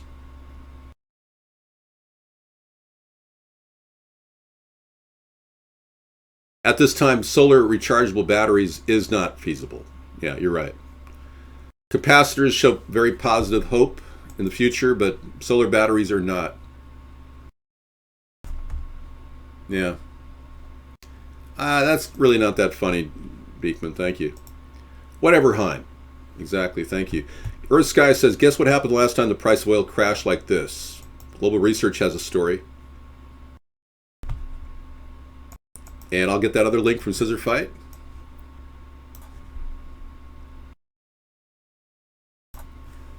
There's only been one other time in history when the price of oil has crashed by more than $40 in less than 6 months. The last time this happened was during the second half of 2008, and the beginning of that oil price crash preceded the great financial collapse that happened later that year by several months. Well, now it's happening again, but this time the stakes are even higher. When the price of oil falls dramatically, that is a sign the economic activity is slowing down. It also a tremendously destabilizing effect it has on financial markets. Yeah. There you go. Hydrogen cars show great promise. I like that. All right. And then this other link from Scissor Fight. Supreme Court ruled mandatory DUI tests are unconstitutional. Yay! This is good news.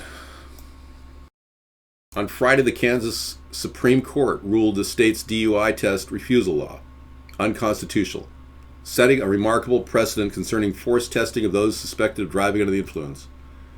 Well, this could really shed a lot of states, put a lot of states into a backward motion on forced DUIing. That should be an interesting twist. I know many states are kind of dealing with that issue. Somebody says they don't want to actually get tested. They're immediately taken to jail. And that's going to be a problem in Kansas now. Yeah. It's happening. DARE ends its anti-weed program, quietly removing pot from the gateway drug list, folks. Thank you so much.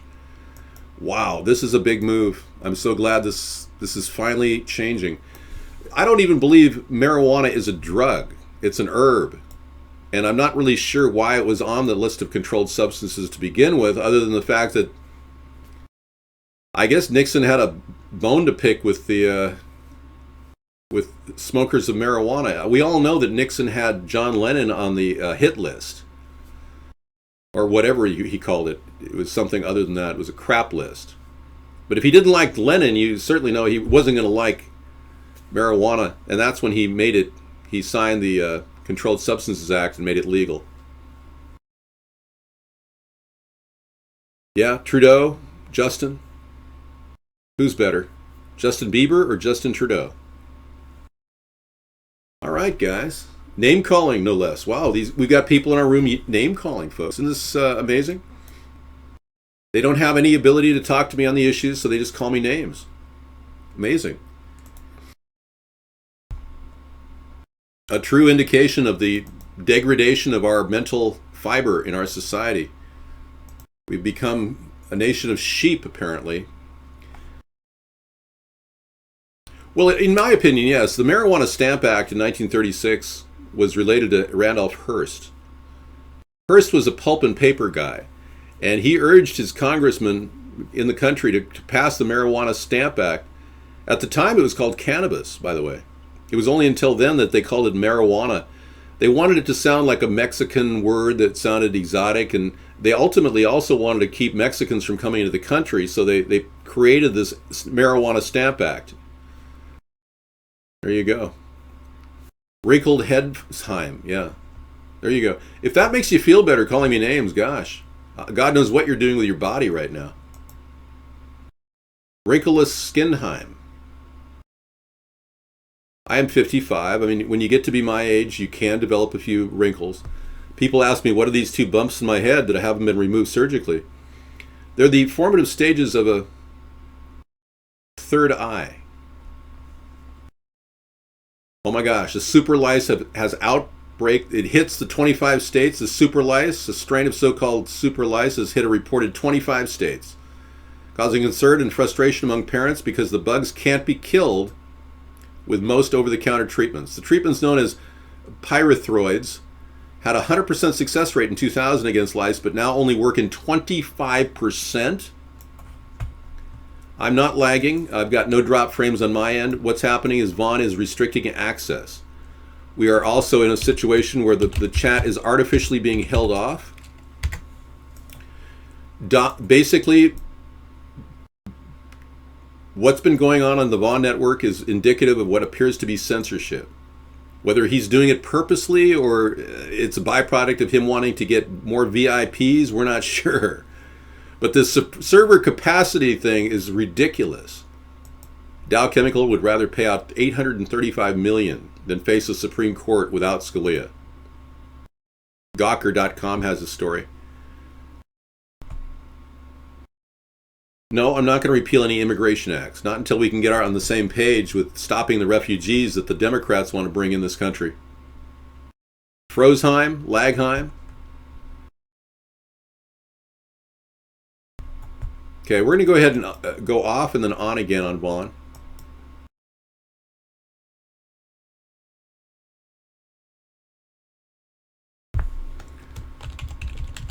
Okay, refresh, guys. We just had to pull off for a second. We are not experiencing any downtime on our end. Our upload is 5 megabytes per second. It's coming in loud and clear on my end, but you are receiving it on your end. It's Vaughn. Yeah, they're trying to censor me on every single thing.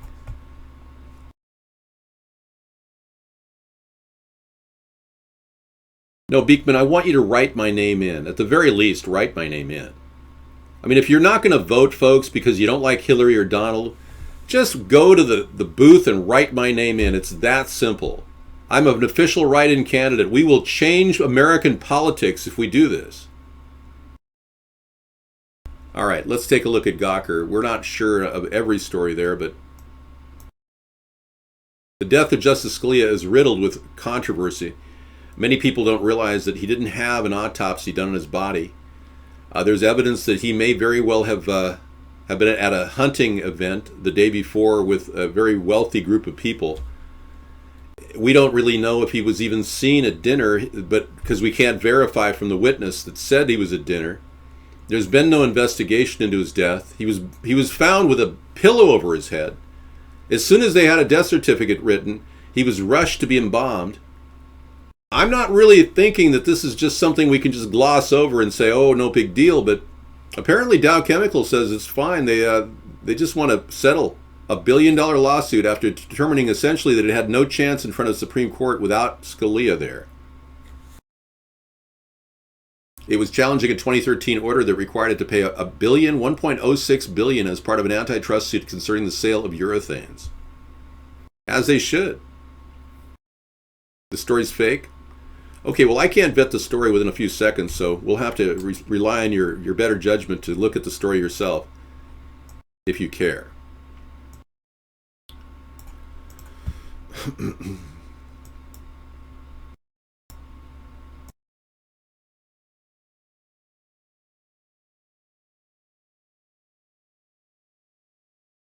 Yeah, so if you're having problems getting into our show, folks, I want you to go to this location. And this is a way to bypass the constant censorship. Whenever you come into our show, just go right to our website. You'll be able to see the show without any video glitches whatsoever. It's running fine on the B network. None of the stories I spread are false. They're always vetted. So when I talk about this story, I'm openly saying I haven't vetted it. Thank you. You can call in. Operators are standing by. I'm waiting. Go ahead. Hello? My hairdresser? Yeah, I'm having a bad hair day.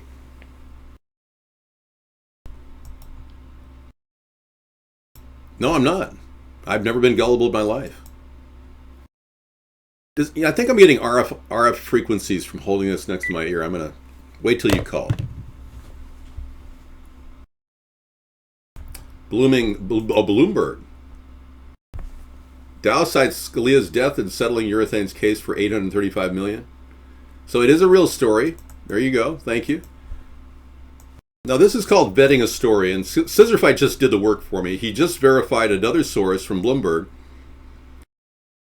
Company cites political uncertainties in the statement. There you go. Dow Chemical said it agreed on $835 million settlement. Boy, think of all the money they made killing the planet. They got plenty of money just, with all the glyphosate that's in your property now from using Roundup. You're going to get tumors, so it's a win-win for them. They sell a product, and who knows? Maybe they're invested in the medical industry too. I wonder if Dow Chemical is invested in the medical sector. You want to go on a journey and find out? No? Yeah. We'll do it on your time. Yeah, chump change. Less than $1 billion for a settlement. That's chump change. You're right, Scissor Fight. Whoa. Yeah, let's check it out. Let's see if Dow is involved in saving people. Dow Medical Investments. Let your fingers do the search. You know they are. Yeah.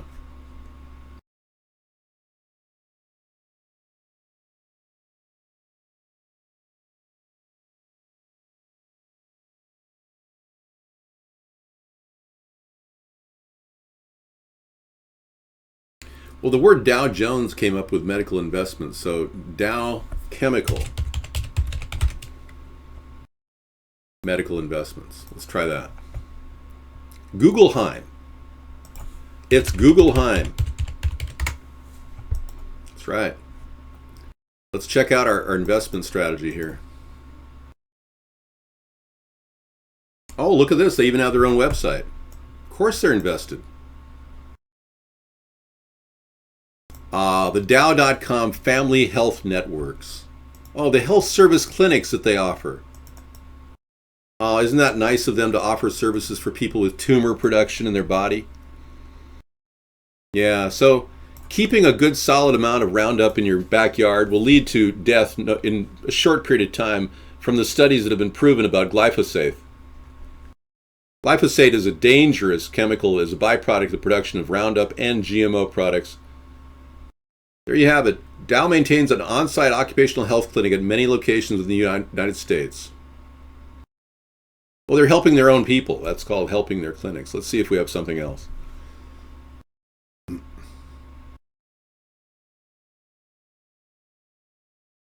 Yeah. Well, maybe I can get their investment portfolio. Let's look at that. Okay.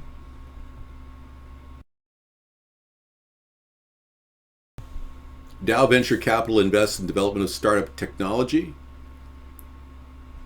I gotta look through all of this stuff. Alta Devices, solar cells, all right. I'm not seeing a direct. Yeah, they must be buried somewhere in here. Water Health International. They want to create safe, affordable water. Everything about Dow seems like they're so nice and they care so much. They're driven by their principles of sustainability to help address many of the world's most challenging problems, such as the need for clean water. So Dow Chemical, that produces glyphosate and it dumps into our water system, it's a known toxin. It's a toxin that can cause tumors in laboratory animals. Yeah, they're willing to just say that they really are concerned about the world's water supplies, even though they got runoff of this product everywhere. This is so funny. I can't find a direct connection between Dow and medical healthcare professionals. Hang on. It's probably buried like 300 pages back. Okay, maybe you guys can do the research for me at a later date. We'll get back to you. What's your obsession with pictures of Donald Trump? It's absurd.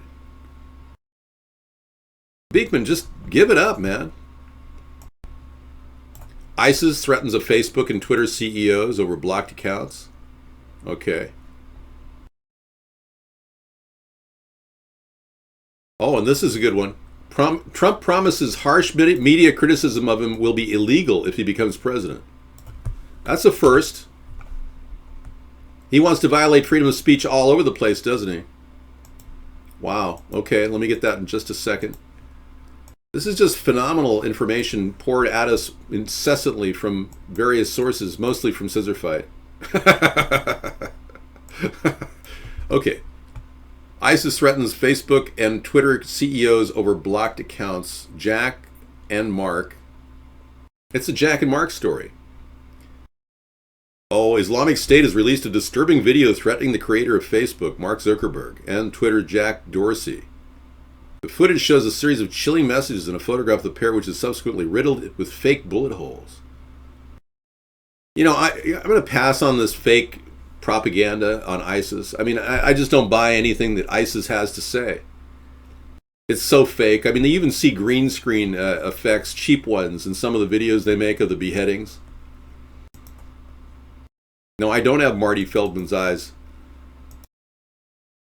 Marty Feldman was a unique comedian in the 1960s. And his eyes are unique. I can't even duplicate them. They're like a small lizard. You don't know who Marty Feldman is?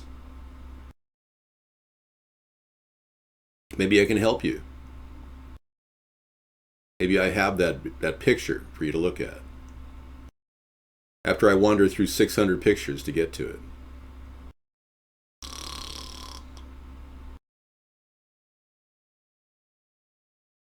So much for easy access.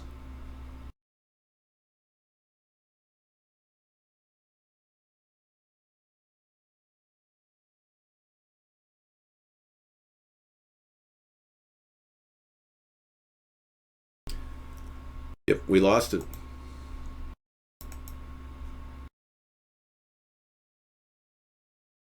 Oh well.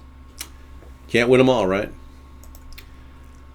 So I've checked all websites. How you don't show as a candidate running for president?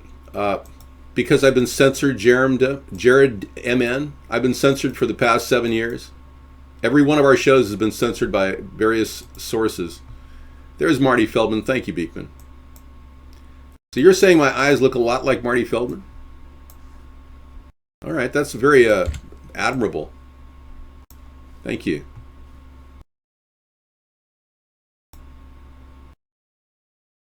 David, watch the YouTube spoof. Oh, I saw that. It's more than a YouTube spoof, but thanks. Now I can record it. Here it is, folks. Another Trump ad by the poorly educated. I'm sorry, but we can't play this video due to advertisement restrictions. When you walk in, rolling.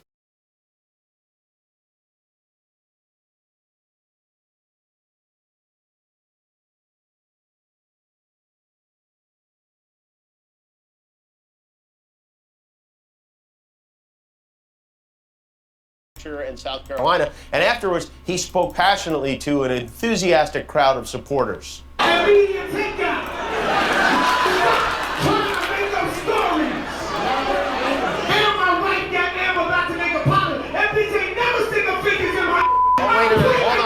Hold on. I believe we have the wrong clip. That was not Donald Trump? Okay.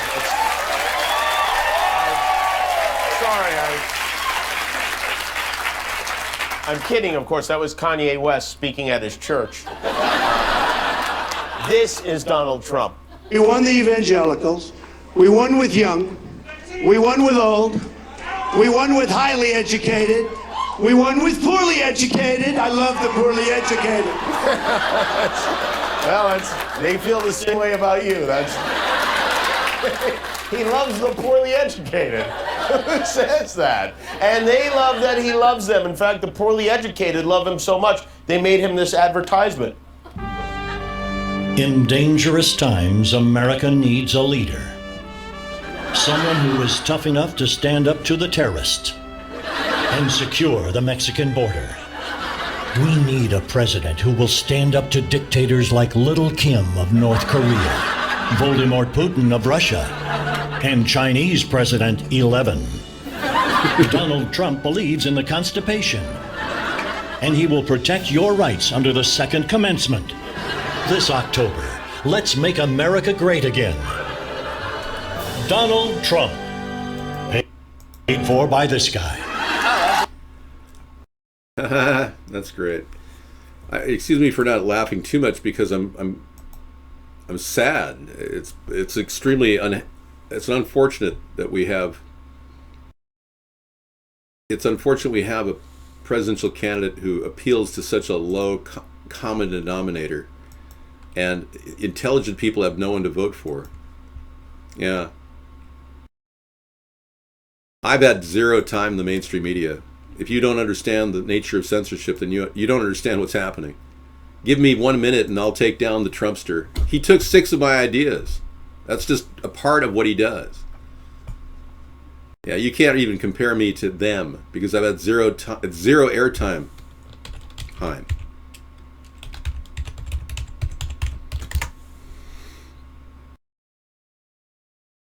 Yeah. Elderly woman dies of thirst after police dragged her from hospital to jail her over unpaid fines. This happened to a young man in our area. He spent 14 days. No, he was on our website. We have pretty good indication that happened. Plus, he's got 6 of my ideas. He takes my ideas verbatim, like weapons-free safe zone, no individual mandates. He uses those ideas verbatim. We know he's watching what we're doing. Elderly woman dies. Yeah, a young man was in our local jail for 14 days without water, more than a gallon of water in 14 days. That's all he had. Check this out. A South Carolina woman who was dragged from a hospital by police over unpaid court fines has died. It was only 27 hours after she was forcibly removed from the hospital and jailed over the fines that she died as a result of police refusing her access to both health care as well as a simple drink of water. No, he's actually using unfair advantage to get media coverage. And because many of you are so dumbed down and apathetic and brainwashed, you don't even understand that. And you don't even realize that the two-party system has led us to this incredible disaster. I heard about the lice, the super lice, Jack and Jill. Thank you. We just showed that a few minutes ago. So really, Donald Trump winning a race is like the blind leading the deaf, leading the dumb. I'm not calling you a name. I'm just saying you just don't understand how corrupt our country has become. And for me to run even amidst this incredible disastrous apathy and disorder of brainless propaganda, the only thing I can do is keep doing what I'm doing because obviously you don't get it.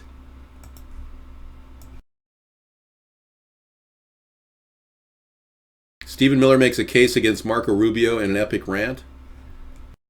At this point, Marco Rubio is looking better than Trump, and I never thought that would happen. Stifler, I don't have any income. I'm living off my assets. I don't need to have a job. I retired at the age of 50, so I don't need to look for a real job at all. Never will.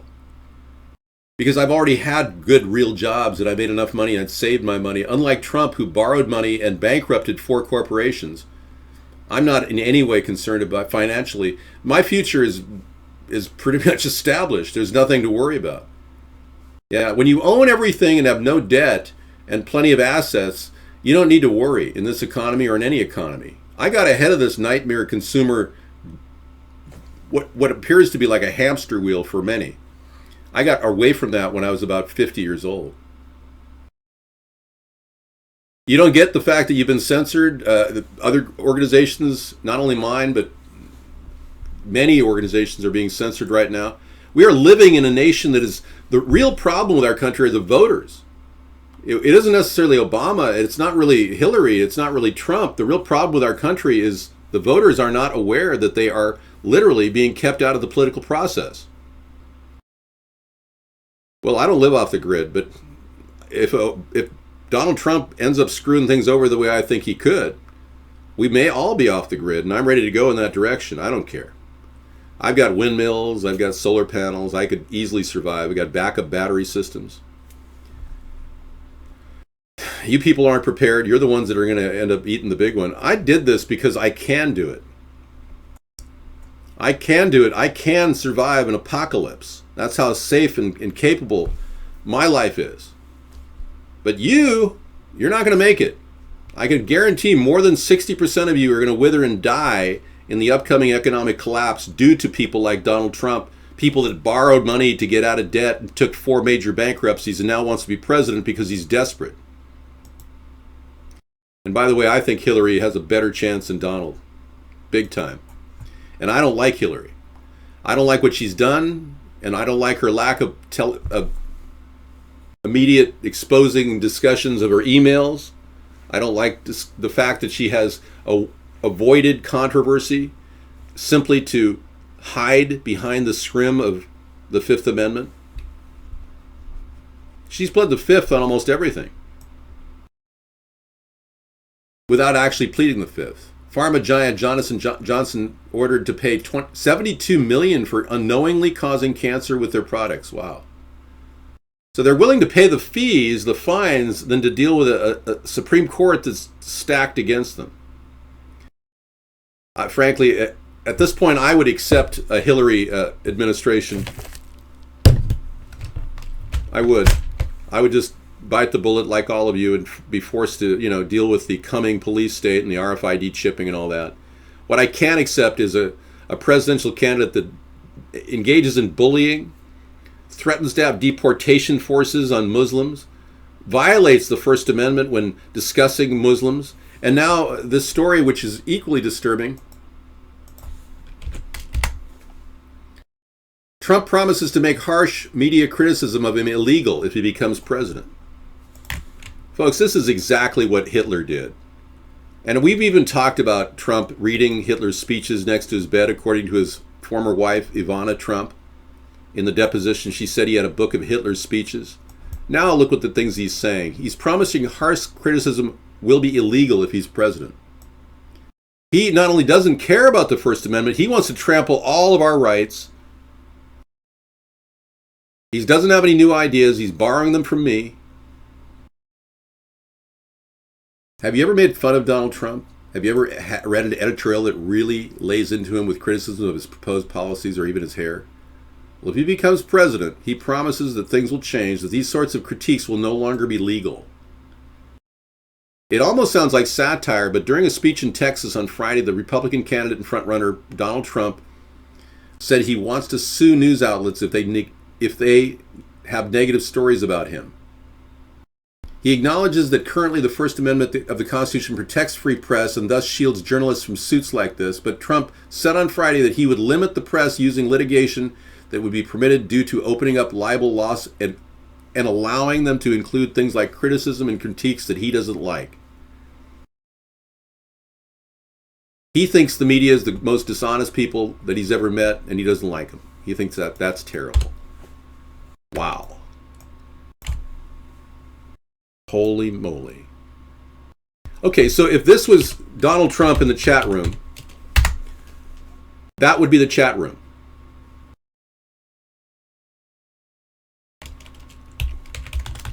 Oh, I didn't like that either. Oh. Oh, no, sorry. Not acceptable. Anyone else want to say anything? Nope. Okay, feel free to speak up, anybody. You have freedom of speech. Up, that's illegal. Go ahead and say whatever you want. Up, that's not a good link. Sorry. Feel free to speak out, any one of you. Are you getting the picture, people? Holy moly, Heim. Sorry I have to repost those links, guys. I was just making a point. That's my point. I want you to know that this guy wants dictatorial power over your freedom of speech. Frankly, if somebody's going to sue me for defamation, they have to understand the laws. Public figures have a very, very limited scope in which they can sue for defamation or libel or slander. because they're public figures, people are expected to say things bad about them. I expect that you're going to come in here and hose me with your comments on a daily basis. Well, Master Meatball, if this is his plan of running for president, it's more like people will vote for Hillary because they just want anything but him. That's really what's happening.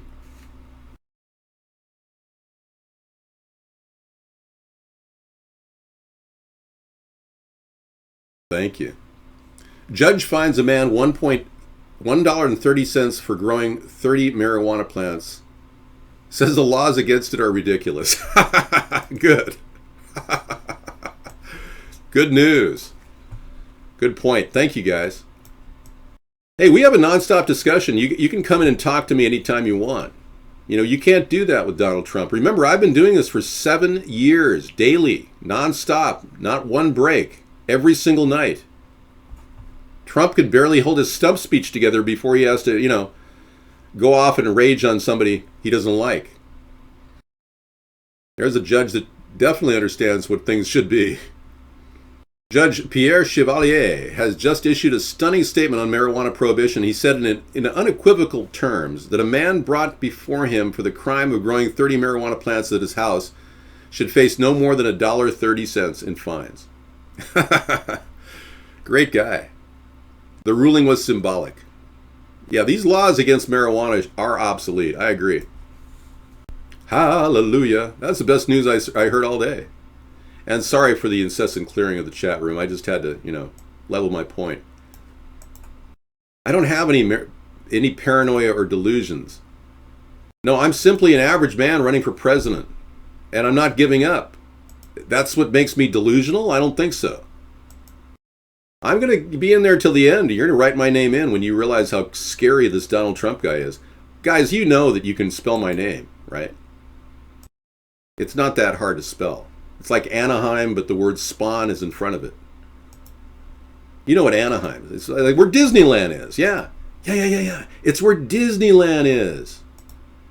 I'm not paranoid, and I've never been deluded in my life. I've never displayed paranoia. Ever. I walk out in front of my house frequently without any concern whatsoever. I go downtown, I talk to people. I'm not paranoid.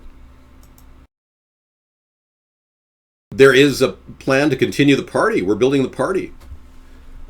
The one difference between our show before 2016's election and our show after 2016 election, there's only one major difference between us right now and in the future.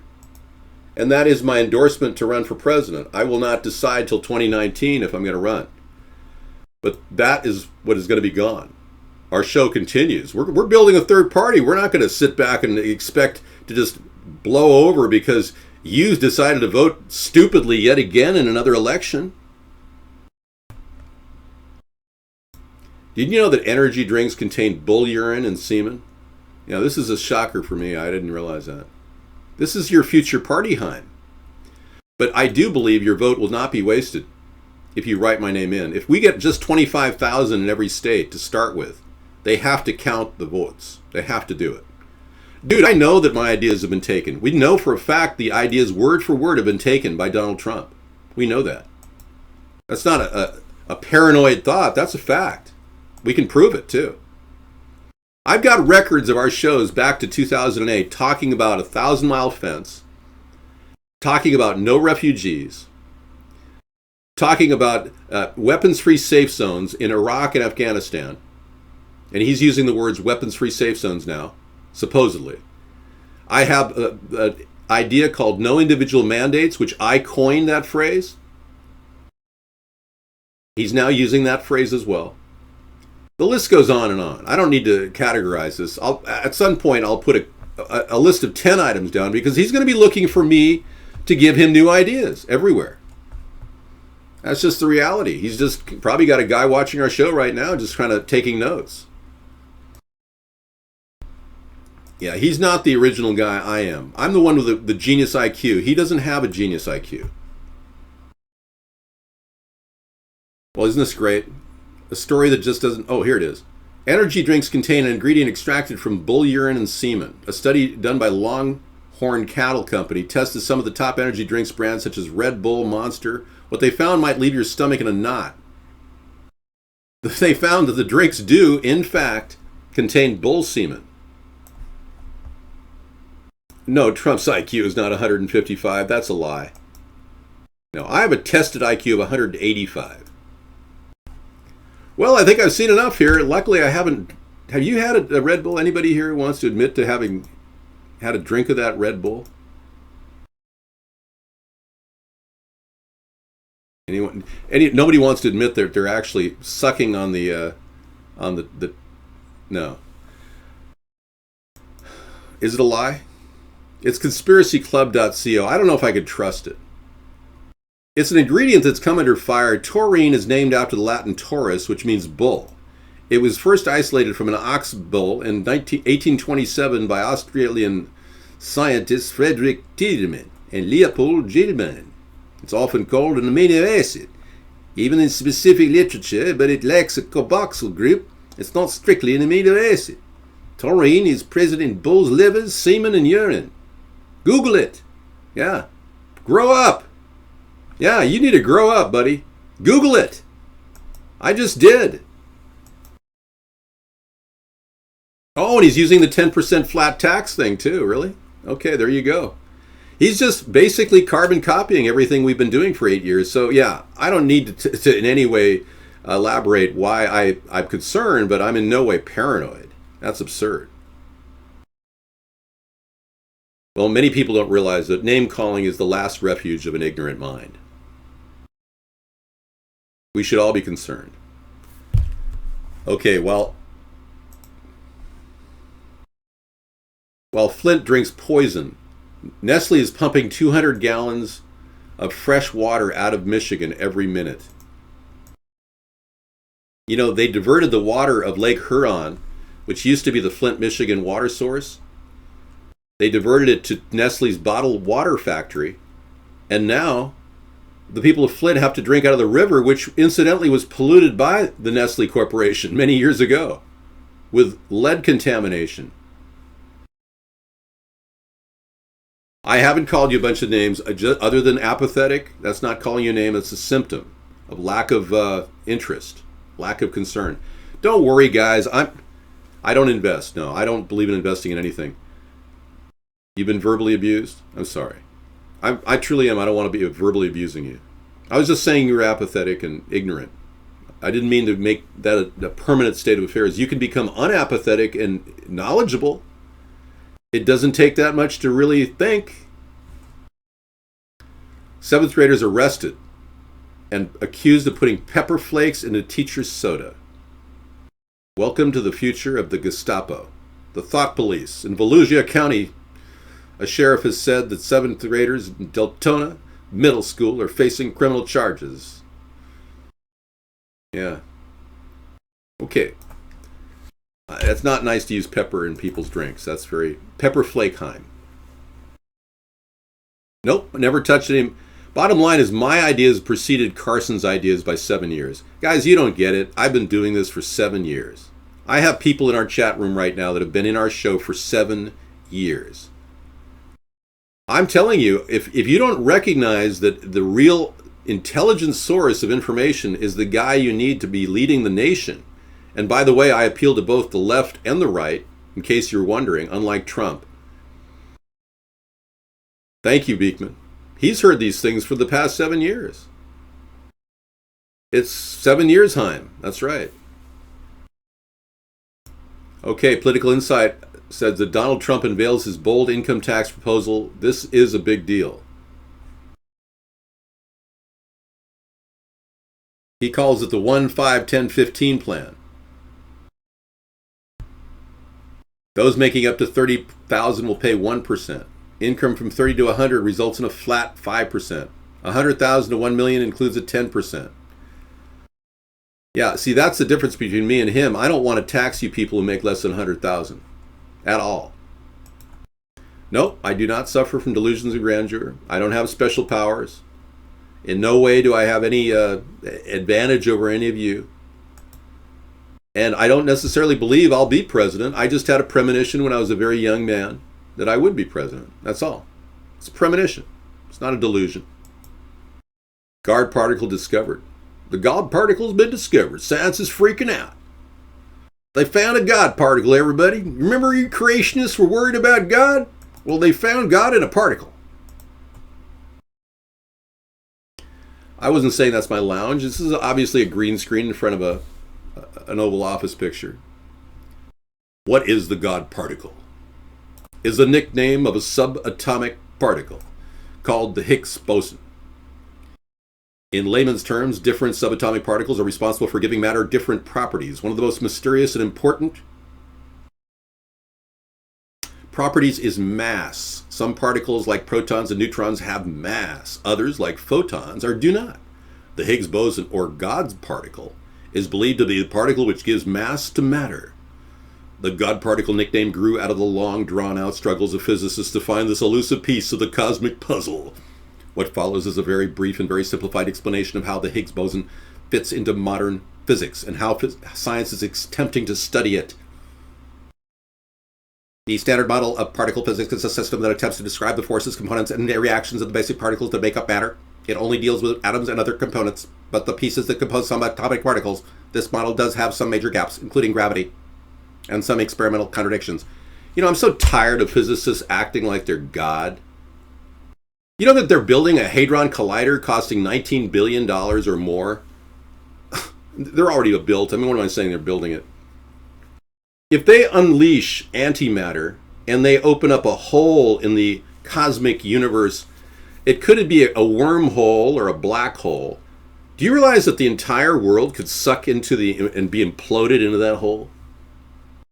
Hypothetically.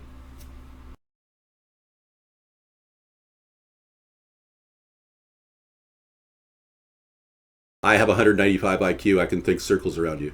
Go ahead.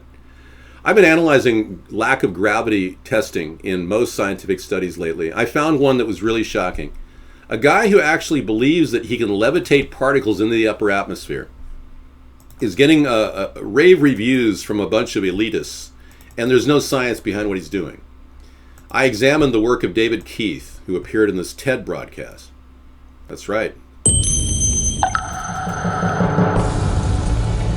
Thinking, I've worked on this topic on and off, but not so much technically, and I was actually lying in bed thinking one night, and I thought about this child's toy, which is hence the title of my talk, and I wondered if you could use the same physics that makes that thing spin around in the child's radiometer to levitate particles into the upper atmosphere and make them stay there. One of the problems with sulfates is they fall out quickly. The other problem is they're right in the ozone layer, and I prefer them above the ozone layer. And it turns out, I woke up the next morning.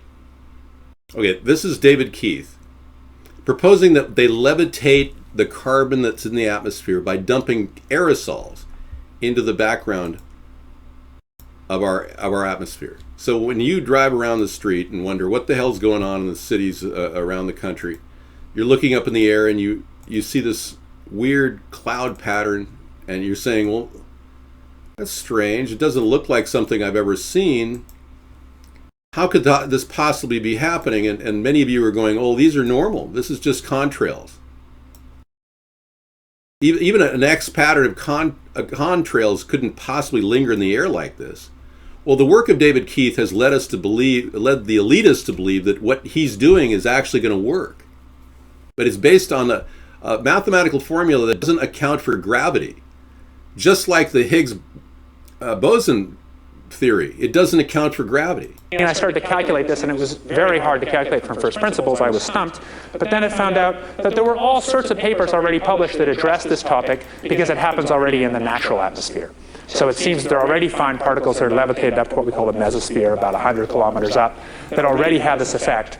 I'll tell you very quickly how the effect works. There are a lot of fun complexities I'd love to spend the whole evening on, but I won't. Oh yeah, fun. But let's say you have sunlight hitting some particle and it's unevenly heated. So the side facing the sun is warmer, the side away cooler. Gas molecules that bounce off the warm side bounce away with some extra velocity because it's warm, and so you see a net force away from the sun. That's called the photophoretic force.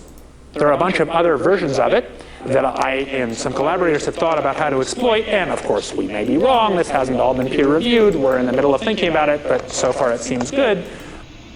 Does it seem good? Even the proponent for this is being ignored. Look what they're doing in the skies above us. This is an example of a chemtrail being followed by what appears to be some sort of an orb which is being electromagnetically stimulated by a beam of energy triangulated by HAARP, the High Frequency Active Auroral Research Project. You're looking at chemicals intermixing with electromagnetism to create weather patterns and to aggregate water, to move large amounts of water, for instance, away from California. So apparently the work of this guy, David Keith, is already being done without peer review, without scientific scrutiny, against all logic, because like I said, they don't even account for gravity in their studies that I've analyzed. And it's pushed us to the brink of insanity, where we are allowing this nutcase, or whatever you want to call him, to dominate policy without even a peer review or a discussion in our government about its effectiveness. So in other words, you're getting poisoned and there's not a damn thing you can do about it. There's aerosol to jet fuel. There's all kinds of things going on. Sure. They are even dumping nanotechnology particles into the air. They're taking, now this is the part that really freaks me out. They've done studies of the skin cells of people with what is called Morgellons disease, which is a weird formation of something on your skin. You can't quite figure out what it is. And there have been numerous cases of this in the country. Joni Mitchell has it. She's a woman who's a famous singer. You know, she originally wrote the song "Paved Paradise," put up a parking lot. You know that, Joni Mitchell. Well, she suffered from Morgellons disease. It is a disease that they've analyzed under a microscope, and they found that inside the skin cells are nanoparticles that are formed by shards of fiberglass.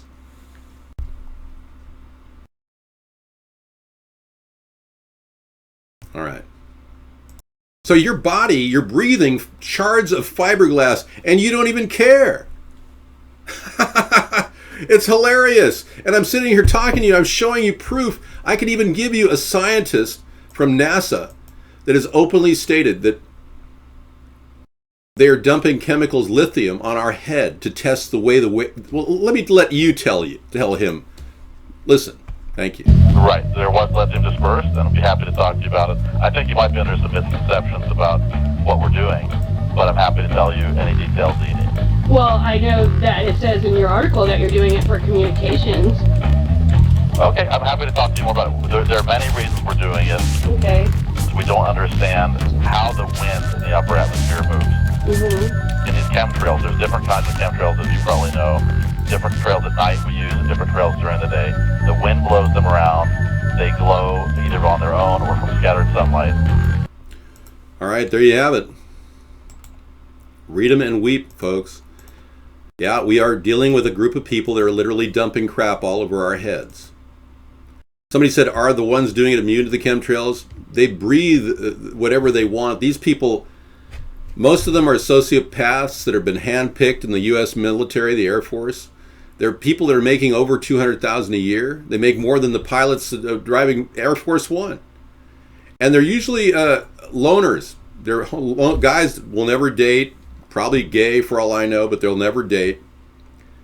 I really don't know. But they're incredibly misled. And they're led to believe that the American people are so stupid that they need this. They're also told that what they're doing, another byline that they're told, is that what they're doing is preventing an electromagnetic pulse from attacking America. Some are super patriotic and they think that by dropping chemicals in the air, they're preventing electromagnetic pulses from occurring, because science found out that more cumulus clouds in the air prevent a charge from happening. It blocks the potential signal charge of an EMP. That's just one theory. Another theory is that they are actually trying to push the air, levitate it, like David Keith was saying. They breathe it. Yeah, they breathe it, but they don't care. They're making $200,000 a year. It's not killing them. They can breathe oxygen. They can buy canisters of oxygen or air like they do in China. I'm not paranoid at all. I'm telling you what many people around the country are saying. Geoengineeringwatch.org is your best source for this information. I'll give you guys a link to geoengineeringwatch.org and you can go from there, okay?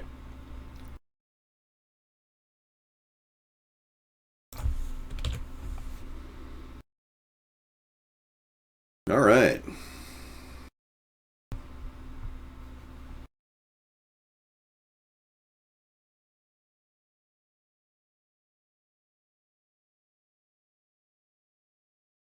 I am the most intelligent person in my family. I remember when I first got into playing chess, and I was playing with my father. He taught me how to play it. In like 4 or 5 games, I was beating him. And then I went on to take on my my high school chess. The teacher that was involved in the chess club. And I walked in. I said, "Oh, this is a chess club. I'd like to play." And he said, "Okay, I'll play a game." So I beat him in 5 moves. And it pissed him off so much he turned like red. Yeah, the teacher. So I just gave up the whole concept of chess because I felt like it was an artificial framework in which I'd be competitive with other people. My last chess game was with my cousin, and he was pretty much floored when I beat him. Nobody had ever beaten him before. And I'm not trying to be funny. I'm just telling you, sometimes when you have this knowledge, it's a burden. Connie doesn't have any foreign relations experience.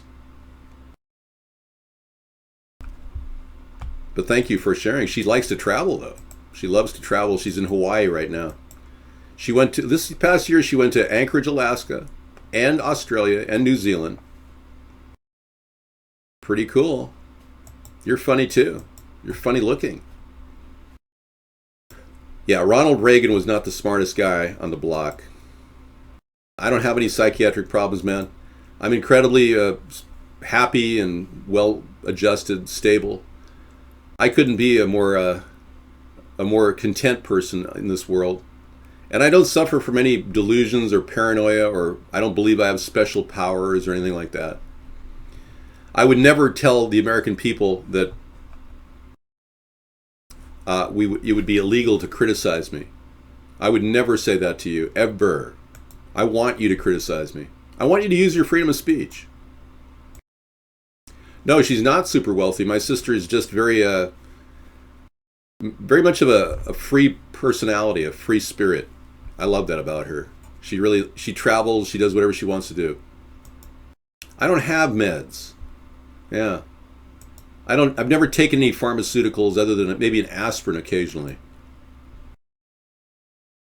No, of course, all the signs and symptoms of mental illness would be indicative, but there are none here.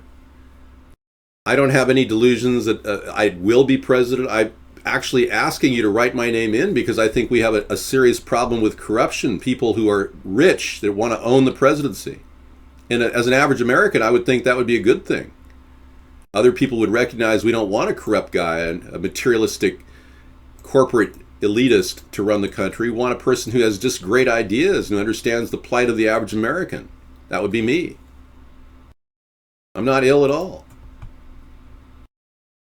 When you have an incredible life and you're happy and content, how can you possibly make these accusations? I mean, if I were Trump, I would have you arrested because Trump said he would have you arrested for saying disparaging comments about him. Premonitions are not psychotic. Premonitions have been noted throughout history. I've had a few premonitions in my life. Many other people have had premonitions that have come true. My mother had a couple amazing premonitions in her life that were phenomenal. I'll tell you about them sometime, but not tonight. No, I don't have delusions and I'm not paranoid. Utah man dies in police custody after being jailed for 2,400 unpaid medical bills. See, this is the beginning of the police state. If you don't recognize that Donald represents an enlarged police state, then you're missing the whole point. He wants to set up deportation forces. What makes you think you wouldn't be accused of being a Muslim, even if you're not?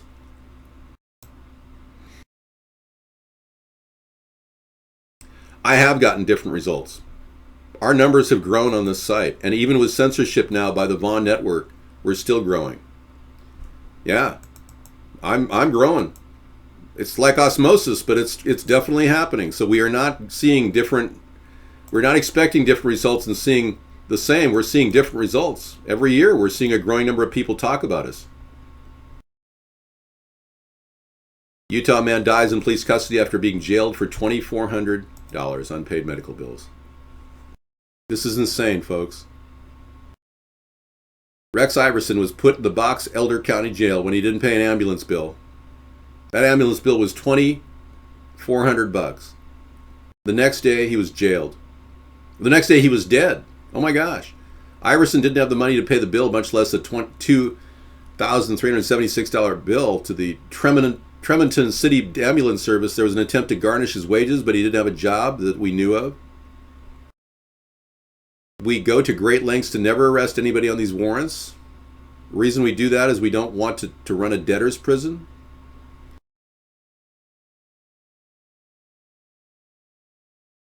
A lot of questions. His death brings about more questions about the modern day debtor prisons.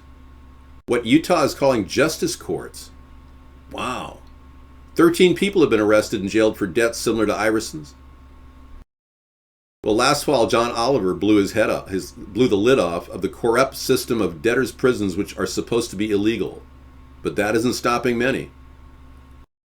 Wow. Okay, thank you for that story. Believe me, we are being censored to get to this point. There are a lot of people that come into our show at various times during the week. They gather at Mondays, Tuesdays. We got different groups of people every night.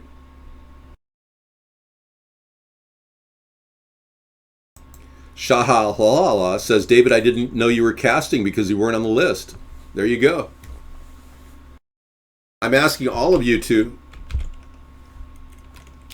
check out geoengineeringwatch.org, folks, if you want to find out about what I was talking about what's going on in the upper atmosphere. Trump is going to create an enlarged police state. He's going to have draconian rules, erasing the First Amendment. His plan would be to turn our country backward about 50 years, more like the McCarthy era. And then Hillary's no better because of her liberal leanings toward Marxism. Yeah, so Mark Vaughn decided to purposely keep me from getting any more viewers. So my viewers would be closer to 2,000 or 3,000 if Mark unleashed the censors he's put on top of this network. Dude, I'm telling you, I would have 2,000 viewers if Mark hadn't toggled his show down to server capacity every time somebody goes up to it. And folks, if you want to get into the chat room at any time without any problem on the Vaughn network, and you can even get into the Vaughn chat room with ease, go to AmericasThirdParty.com and you'll see our live stream video instantly without any problems. We've been listening to a lot of people, DT Laura, who have had problems getting into the show, numerous people. And it's been a nonstop challenge of censorship. I've been up against censorship in the mainstream media for 7 years, so this doesn't surprise me. Yes, he does. And we had a person who said I wasn't even in the list, and I'm at 66 viewers, and I didn't even make the list. So what's been going on is uncool. Beekman, I'm boycotting the Best Picture show, but I'm of the belief that Revelant is going to take Best Picture. That's my personal take on that. Yeah, well, we've got crickets.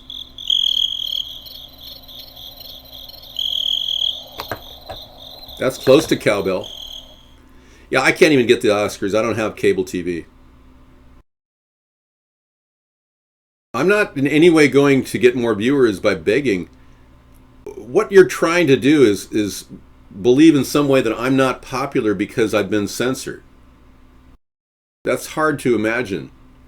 You got to factor in the fact that there is a huge variance of viewers on other networks that go up and down, not just here, but other networks that are broadcasting the signal right now. Frankly, I don't really know anything about that movie. I haven't seen it yet. I'm popular in the United Kingdom. I'm popular in Japan.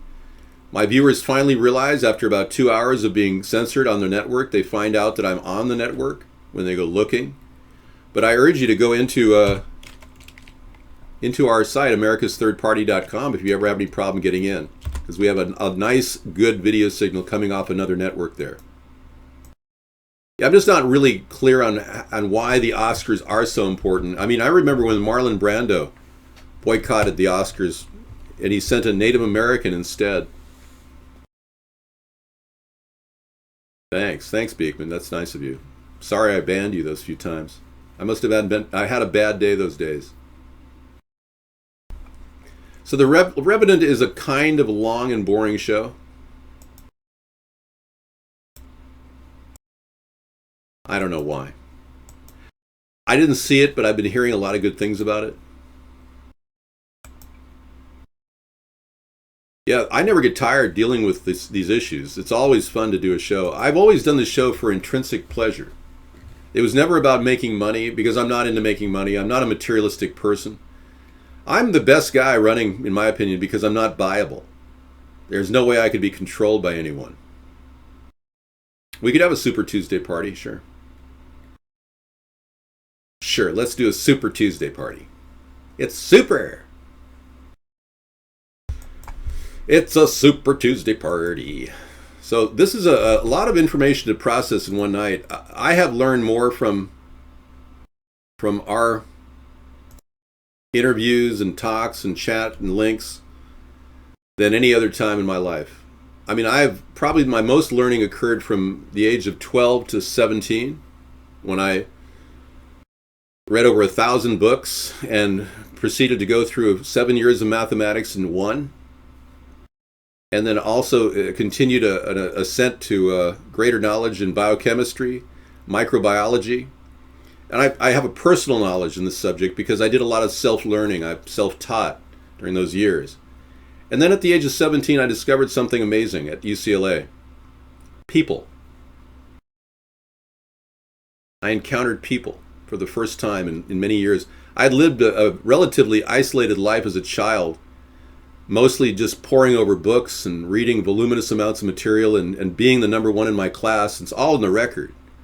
Graduating number one in the high school out of 770 students. I expected to get into a major university, an Ivy League university, but I was rejected by 4 major universities. And in the process, I realized this entire indoctrination system called education is rigged. And especially rigged against white men, believe it or not. I was quite shocked that I had been eliminated from the running in those, to get into those particular schools. One of them was Harvard, Yale, Princeton, and Stanford, and they all rejected me. So my goal at that point was to begin the process of building businesses that would solve problems. Well, one of the businesses I started was organic food business, to market organic food, because I was profoundly affected by the pesticide industry and the herbicide industry, what Dow Chemical represents, and Monsanto. So I built this wonderful business, and I used to tell people that I believe that people are going to choose the right thing based on the right choices, not on the price of food. And I began to realize that the price of organic food was so high I couldn't really build a business. It was difficult. I even had one chef, world-renowned 5-star chef. Get this. I connected him to an incredible restaurant in Los Angeles where he did the makeover for the restaurant. He made 15 grand on a restaurant gig I got him. And I turned to the chef. I said, well, why don't we, help promote a product line of organic food? Maybe you could, support your line of food, frozen entrees, for instance, like Wolfgang Puck, for instance. And he told me that I wanted too much commission. All I was asking for was 5% commission. I was trying to build this business, and I thought this guy would be the winning opportunity. A 5-star chef, does restaurant makeovers. He wanted 5% commission, or I wanted 5% commission, and he wouldn't pay it. He said that was too much for me to go promote him and market his product. And I got him a $15,000 restaurant gig. I realized at that point that there was something. No, it was not Wolfgang Puck. But I realized at that point there was something wrong with some of these people. If Dave had equal coverage, he would already be ahead in votes. I agree 100%. Thank you, 975. That's so true. And Sir Waffles, what did you say? I'm going to read it. Sir Waffles, although we've never met, you were my best friend. Thank you very much. Thank you so much for saying that. I hope I'm a friend to some of you. I don't know you, but I hope you can get to know me, at least online. Don't laugh at somebody just because they're telling people how they feel. You see, many of you are being literally demoralized, and the society has turned itself against itself. So many of you are designed, your whole life is social, basically you're socially engineered to demoralize people around you.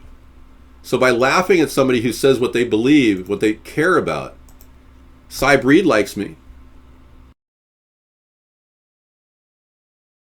And these Obama lovers are beginning to like me. I've converted a lot of Democrats already, former Democrats, to what we're doing. I'm a former Democrat.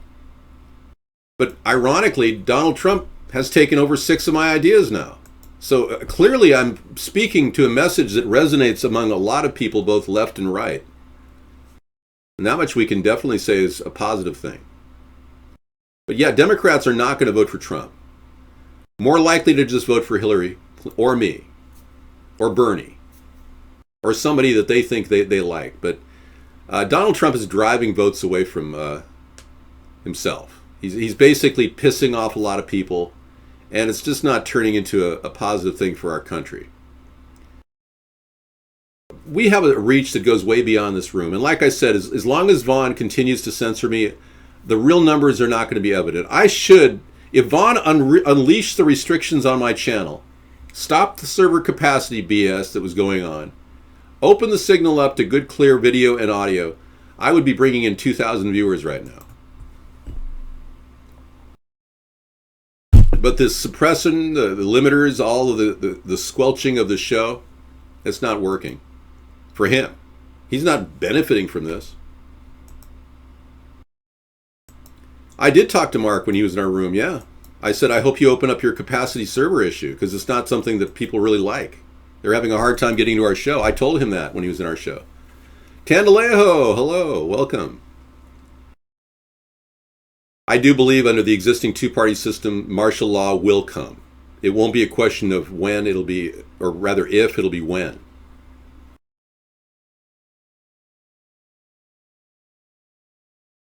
Yeah, you can all have a group hug. I'm not a cat. I don't need to eat taurine. I realize that you need a person who can handle a lot of stress. I can handle a load of stress, but more than most people. When we were swatted at the house here, Sarah and I responded very calmly. We were told to go outside. She went across the street to see an officer, and they checked on her. I had to lay face down in the grass out front of my house.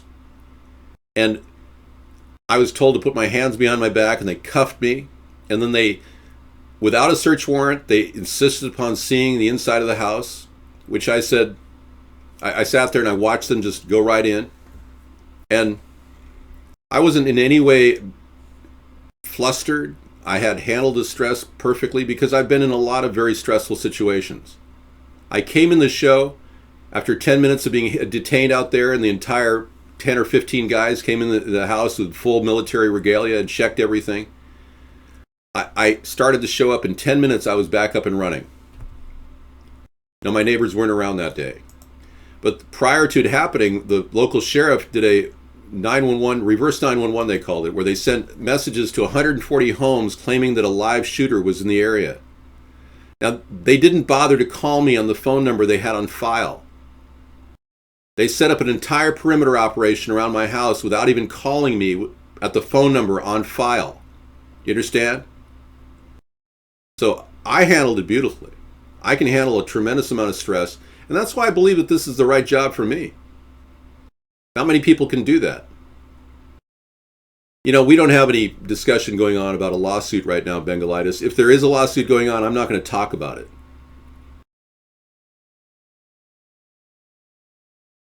No, I would never do that. And I've never exploited this argument that I did this myself. That's not, I would be running around promoting that. I never wanted that promotion. In fact, I even told the sheriff that I didn't recommend him talking to the press. He called me and discussed what had happened afterward, and I said, I don't recommend you talking to the press. I'm a little unsure to talk to the press too. I said that to him. Because the press has continually gotten the story wrong about what I do.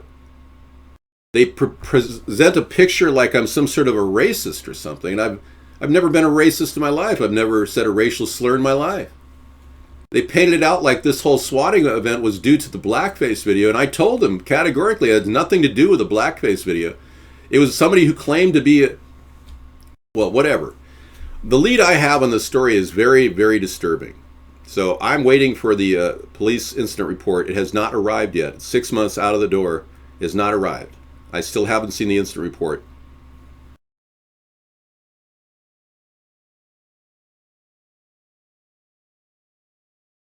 Well, I'm not irrelevant. That's the point. The fact is, my ideas are relevant, and they are so relevant that they're now being used by Donald Trump in his election for the presidency. So when you're saying, why would the press interview me? I'm irrelevant. The press doesn't interview any average Americans. Do you think that's a little unfair in a country that professes to be free and democratic?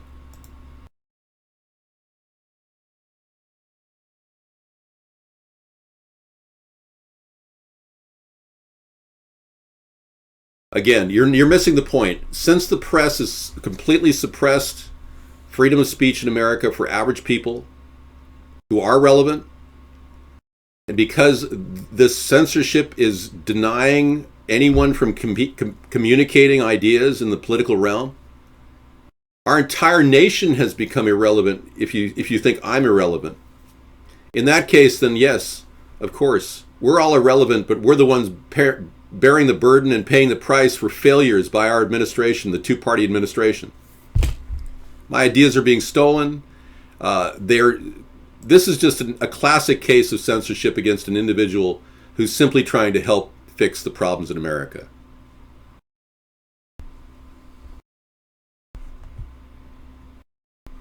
Back in Star Trek, there was a substance called transparent aluminum that just became a real subject.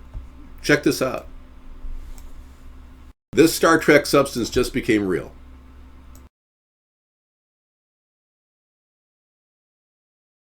Imagine a glass window that's tough like armor, a camera lens that doesn't get scratched in a sandstorm, or a smartphone that doesn't break when dropped. Expect it's not glass. It's a special ceramic called spinel or spinel that the U.S. Naval Research Facility, NRL, has been researching over the last 10 years.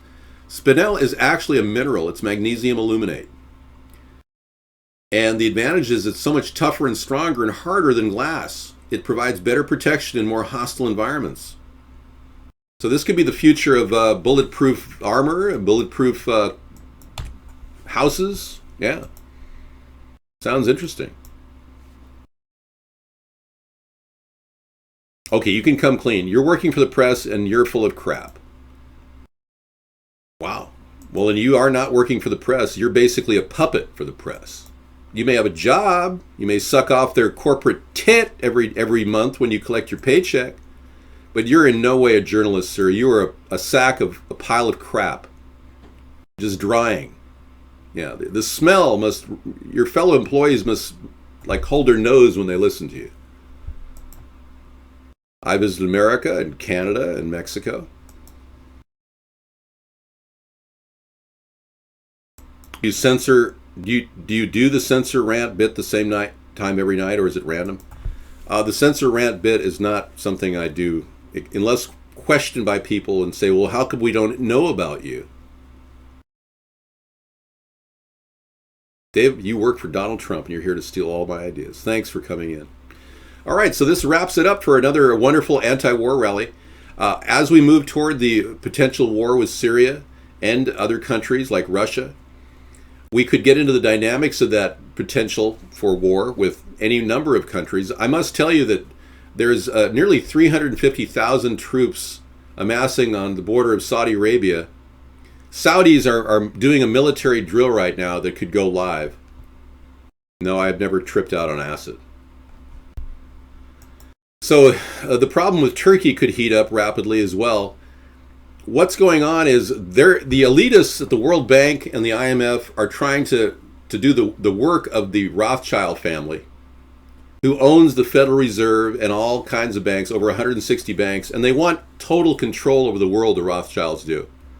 So they're trying to orchestrate a complete takeover of our political system by buying off candidates like Trump and Hillary and anyone else they want to buy off. Because the two parties are bought off,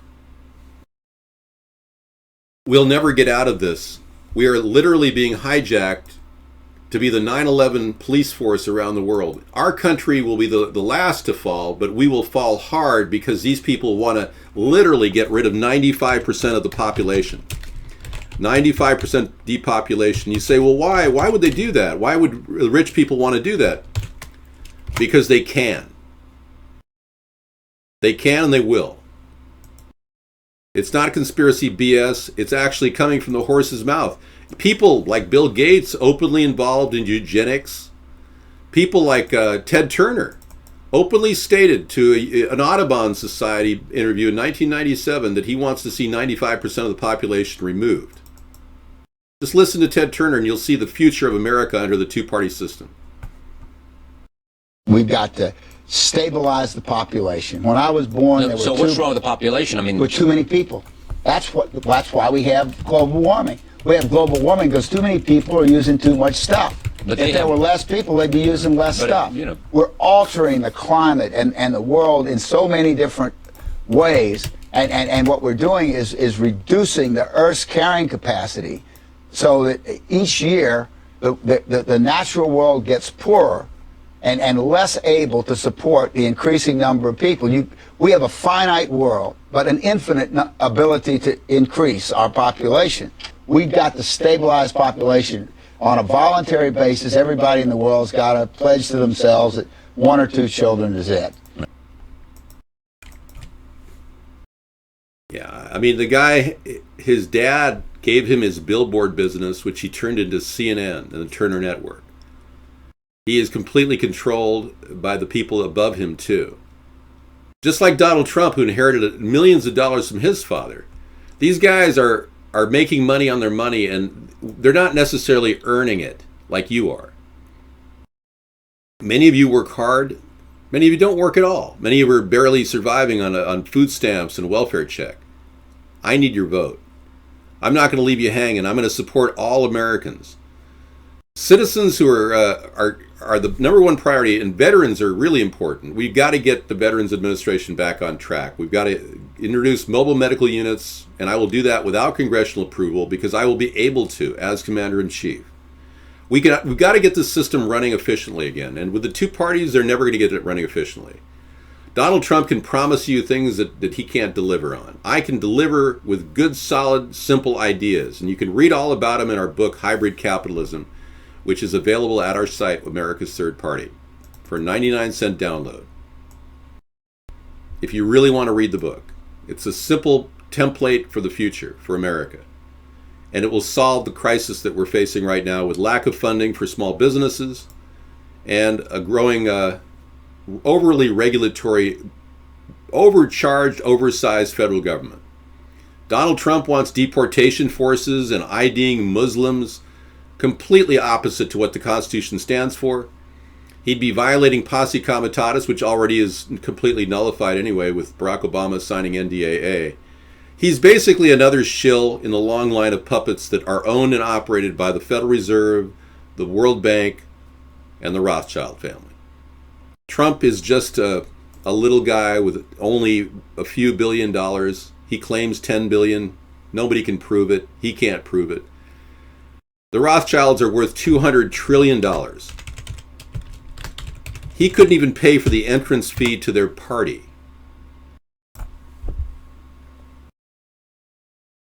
Thank you. You'll admit it's between me and Trump. Thank you. Well, we've got a long time before the election, 8 months, but it's rolling along, and we're here every night committed to the betterment of mankind and this country. We don't want to turn our nation into a polluter. We want to solve pollution problems. I'm not going to in any way tax you, carbon tax you like the Democrats. I'm not going to push cap and trade legislation. That's ridiculous. We are against, at America's Third Party, we're against Zionism. The rampant control of this group, the Rothschilds, to control the world and the destiny of mankind. It is being orchestrated through the secret management of governments. And our government is definitely the one that they want to control. You'd have no idea what's happening, do you? Okay, well, to give you a heads up, the reason why I have a sustained viewership every night isn't just because I deliver on what the show is and how we talk about things.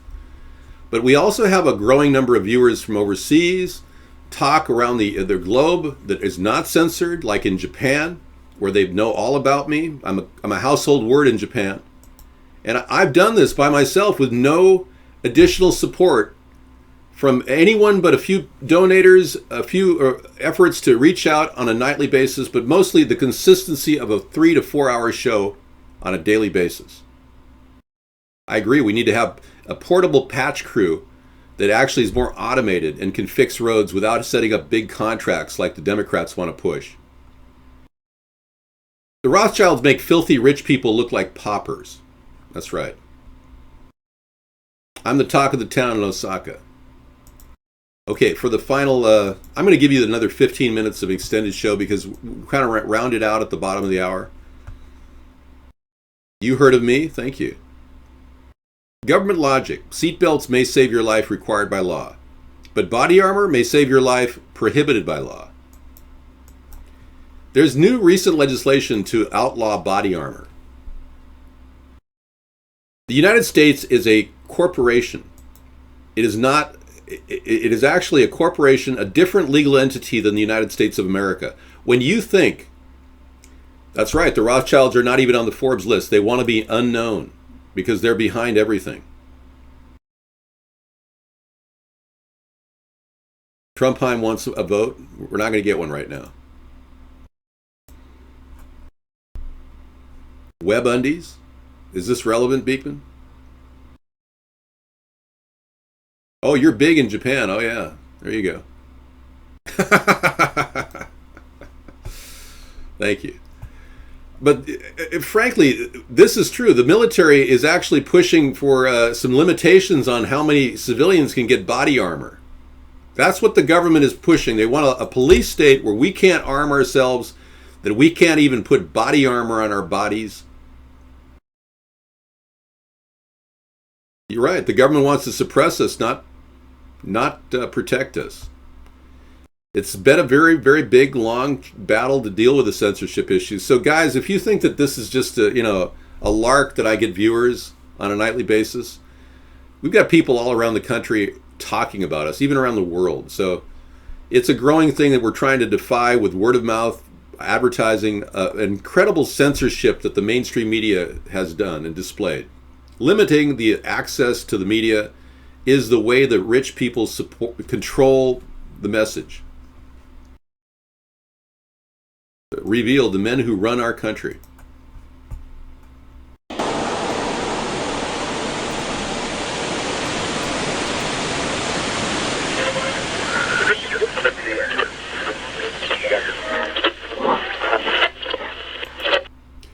All right, we'll get to that a little bit later tonight. We've got a video lineup tonight to talk about war and the potential for war. Many people believe we're on the brink of World War III. We've never been closer, with Vladimir Putin being criticized by Barack Obama and not even liking Barack Obama in any way. They actually shun him. Communication with another global world leader has devolved into something really, really bad. I'm not bizarre and I'm not a fringe candidate, no. I'm already being mainstreamed by the people of this country. Talk is happening all across the nation. People are talking about what we're doing. And this is the only thing we can do to save your vote, make it meaningful. To get a write-in election makes the government accountable. They'll have to count the write-in signatures once I reach 25,000 in every state. And if the numbers reach 60 to 100,000 or 500,000 in a state like Iowa, we can beat the Democrats, Republicans, and we can win the electoral votes from that state. And we'll have enough people, electors, to win the election in 2016. But all it requires is people actually knowing how to spell. So write in my name. It's that simple. It doesn't take a lot to write in. It's every single state except for 2. Louisiana and Oklahoma have this provision.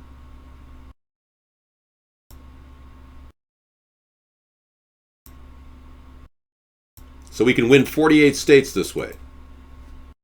So simply write in David Sponheim. All right, thank you. CDC documents reveal the media campaign to instill fear, anxiety to push the flu vaccine. You know, many of you don't know that Barack Obama was instrumental in creating the avian flu vaccines and the swine flu vaccines. As a senator, he was working on a plan. He got Baxter Labs over $24 billion to build vaccines. That's just what Barack Obama and Jim Talent did. But when as president, he's been pushing the vaccines. The vaccines are not safe. They have major issues, not to mention mercury. But the biggest issue is nagalase. And if you want to look up a dangerous chemical that's found in vaccines of all kinds, find out about nagalase. It is a cancer tumor-producing enzyme that actually breaks down the supportive layer protecting your mitochondria. So when they shoot you up with a flu shot, and about 53% of the country has been flu shotted, they've been vaccinated. That's just one little nail in the coffin. Another vaccine, another nail in the coffin. Pretty soon you got weird feelings in your body, your kidneys present with a tumor. And I've got another warning to give you guys, something to look out for.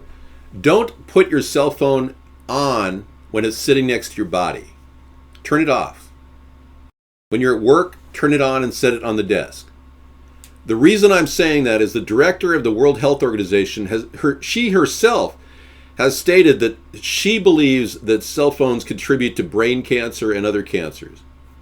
And the World Health Organization has stated that they believe that cell phone radio frequencies can contribute to cancer. So you need to realize that holding that phone next to your ear could be dangerous, so you may want to use speakerphone on it. Okay?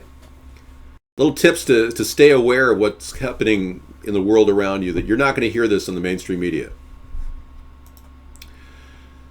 Recently, a presentation stemming from the Centers for Disease Control regarding a flu vaccine awareness and uptake program has been making the rounds on a number of natural health and alternative media websites, entitled Increasing Awareness and Uptake of Influenza Immunization, by the acting director of media relations for the CDC. It reads more like a cross between Zbigniew Brzezinski and an aggressive corporate marketing firm than it does to public health.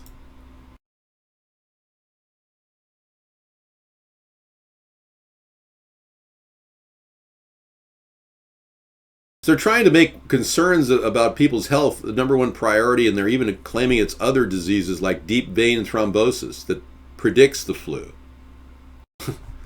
They're using false statistics, and they're modifying the way the mainstream media sees flus, thinking that they're going to somehow stop the flu by vaccinating. They can only make one vaccine at a time for one particular strain of flu. There's 200 or more flu viruses out there at any time, so they're not going to be able to solve the problem by building your immune against one particular version. So it's just failed science. Yeah, I don't like Zbigniew Brzezinski and his effect over our nation. It's not good.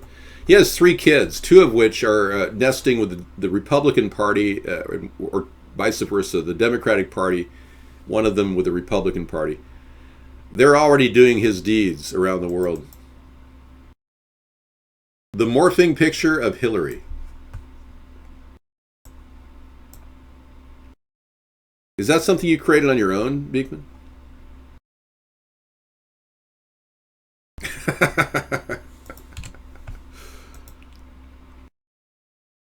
Yeah, so just keep your phones in a private area away from your body.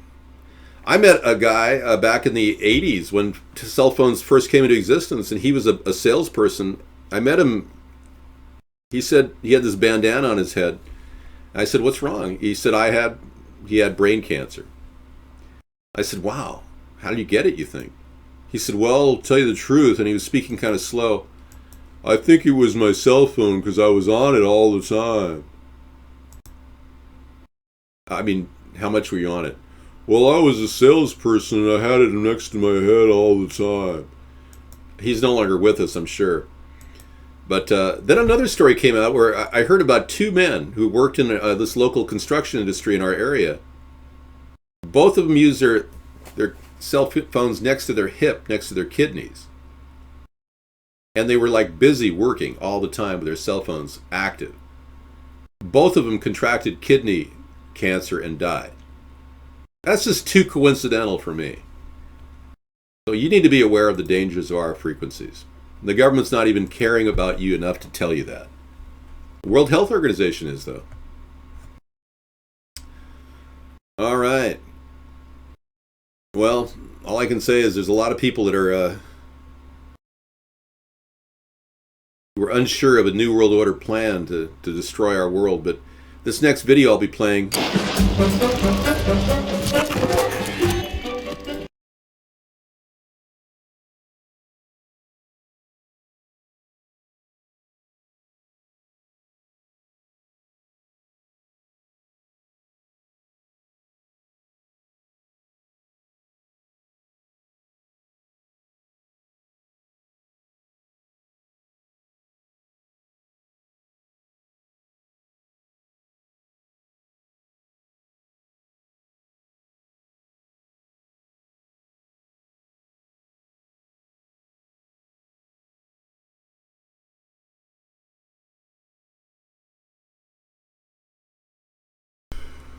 Yeah, I had the flu 7 days ago. I got it, and I'm finally getting over it. But I'm still avoiding the night air. So if you get the flu, this is a new hybrid that's hit Washington State. I've talked to a few people that have it. Thanks. I got that one in the New World Order, Johnny. And the high pressure zone in California blocking all rain systems still going on. They're creating a drought in California using modified air weather modification techniques. Yeah. Yeah, well, I'm not too concerned, but I live in a pretty remote area, but I'm right near a naval air station, so we're getting a lot of radio frequencies in this area, actually. All right, today is February the 27th, 2016. Hey, enjoy getting spied on and having cancer, you fool. Wow. People are spying on me and causing cancer. That's amazing. Yeah, it's called weather modification. And I thought I gave you the link earlier to geoengineering. Today is October the 28th, 2015. We're watching the... Okay. Yeah, I thought I was giving you the link earlier to geoengineeringwatch.org. If you didn't get that link, it was in the room earlier. Yeah, it's a really good site to get information about weather modification, what they're doing. Okay, let's do a little round robin of what we've talked about tonight. Good. I'm glad you're checking into it. Many of you are just waking up for the first time, and that's great. We've been talking about issues that many of you have never heard about in the mainstream media, only because we have to. This is a way to use this open media source on the internet to share ideas that no one hears about normally.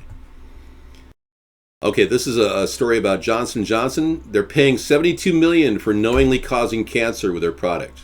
A woman just got a major lawsuit victory. She sued for getting ovarian cancer, $10 million in damage and $62 million in penalties. So Johnson & Johnson willing to pay that price.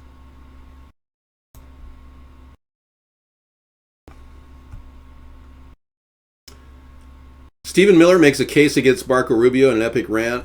That wasn't something I wanted to hear about.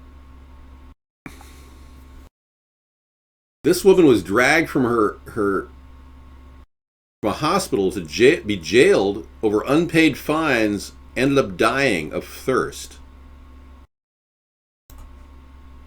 That's pretty sad.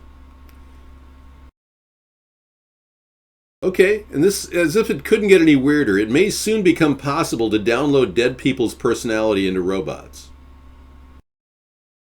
That's a little too weird for me. I'm sorry, but yeah, are you interested in this? Would you like to buy a robot with your deceased loved one's personality? I can only imagine how weird that would be in bed. Hello, David. What would you like me to do? Well, you should know what you like me to. What are you asking me for? You should know everything about what I like. I'm sorry, David, but I did not have that particularly etched in my memory. Was it a BJ or did we want to do 69? Correction. Okay, Trump ad by poorly educated. I thought that was a real cheap shot. Just because these people don't have brains when they vote for Trump doesn't mean they don't have purpose, you know? Even dumb people have a right to be a citizen in this world. I'm not standing in defense of dumb Trump supporters. I just don't think it's right to make fun of people for their lack of intelligence when talking about presidential candidates.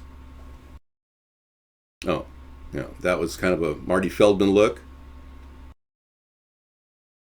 ISIS threatens Facebook and Twitter CEOs over blocked accounts. I don't believe in ISIS, so I don't believe in this story. Okay, anything else? Oh, Scalia's death prompts Dow settles suit for $835 million. That was good information. We vetted that. Thank you. That's the same story. We had two sources on that. Big, huge story tonight talking about super lice outbreaks. 25% of these people being treated actually get cured. The rest have to go to more extensive shampooings. And I don't know, do they light their hair on fire or something? I don't know how they get rid of that lice. I'm starting to itch just thinking about it. Isn't that weird? It's an autonomic reaction when you start itching when you start talking about. I may have to shave your head bald. Oh, and DARE is ending their anti-weed campaign, quietly removing pot from the gateway drug list. Yay! We all knew that pot was only a gateway drug. We all knew that pot was only a gateway drug to better and better marijuana. The thing about people that smoke pot is they always try to get better and better quality of pot. They don't jump into heroin or necessarily. They're constantly looking for a better high, but it's always pot. All right.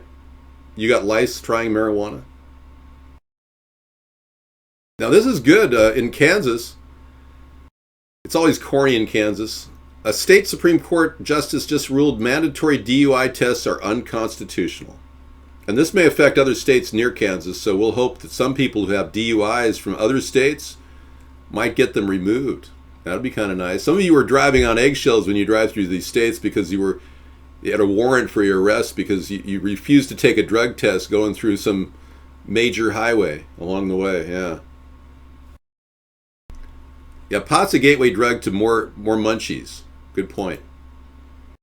Very good point.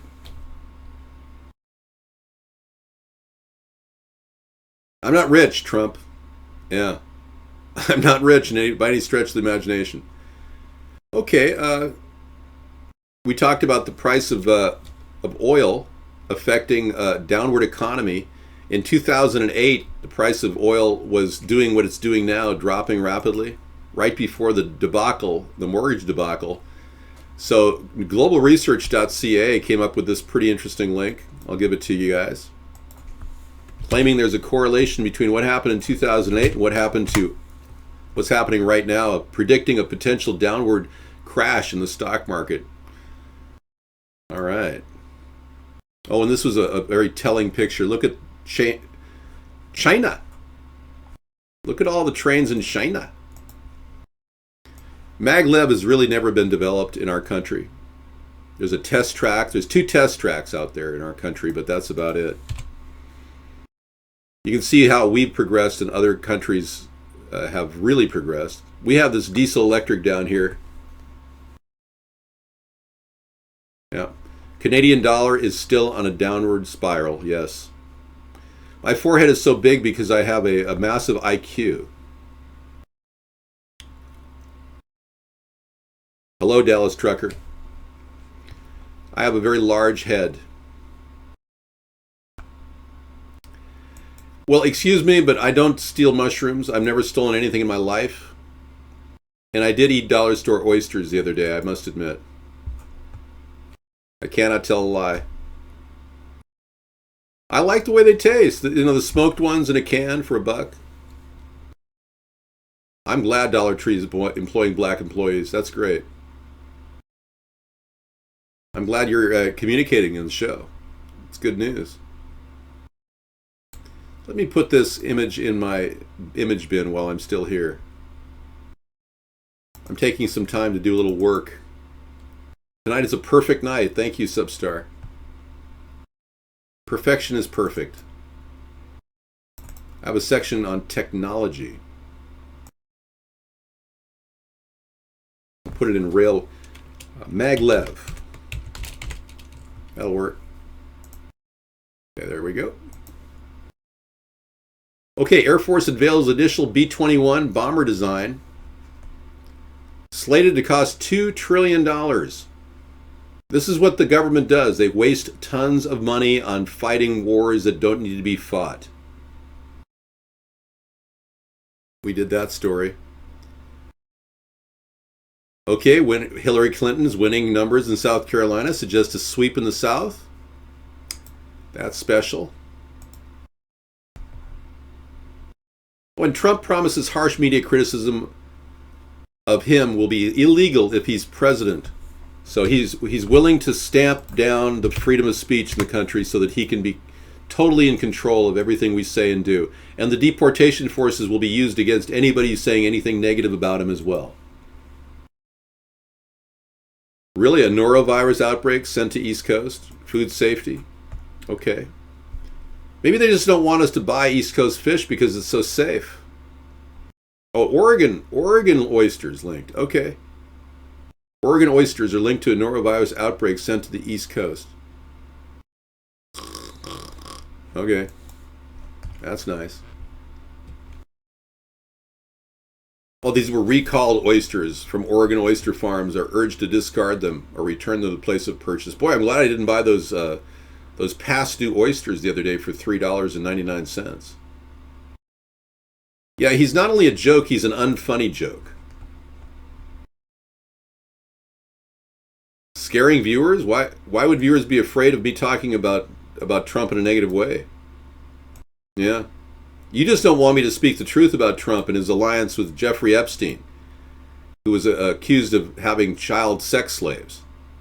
You don't want me to talk about how Trump was in Jeffrey Epstein's black book? No, you don't want me to mention that?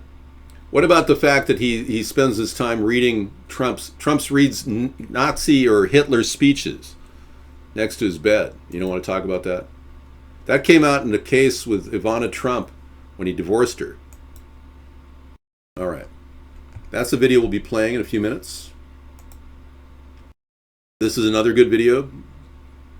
Those who doubt the New World Order conspiracy, listen closely. Okay. That's a very disturbing image.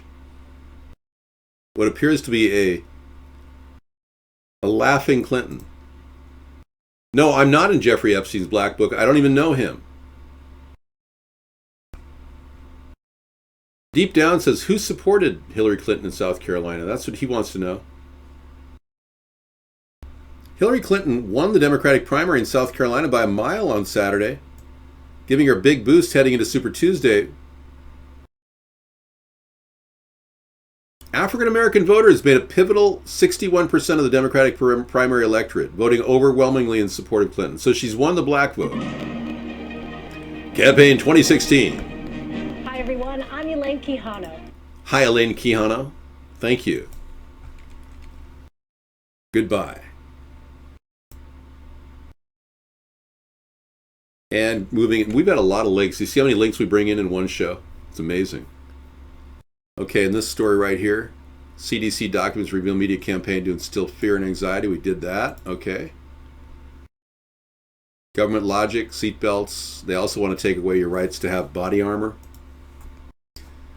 I'm getting over a flu, folks, so if my eyes look a little red here, it's because of the flu. Sarah has it right now. She's in bed. She's got the chills. I'm going to be nursing her tonight, bringing her hot tea. And no, I had the flu for the past 7 days, man. Would you prefer me just to do this? Thanks. It was a Hillary short circuit. That's a good one, Scissor Fight.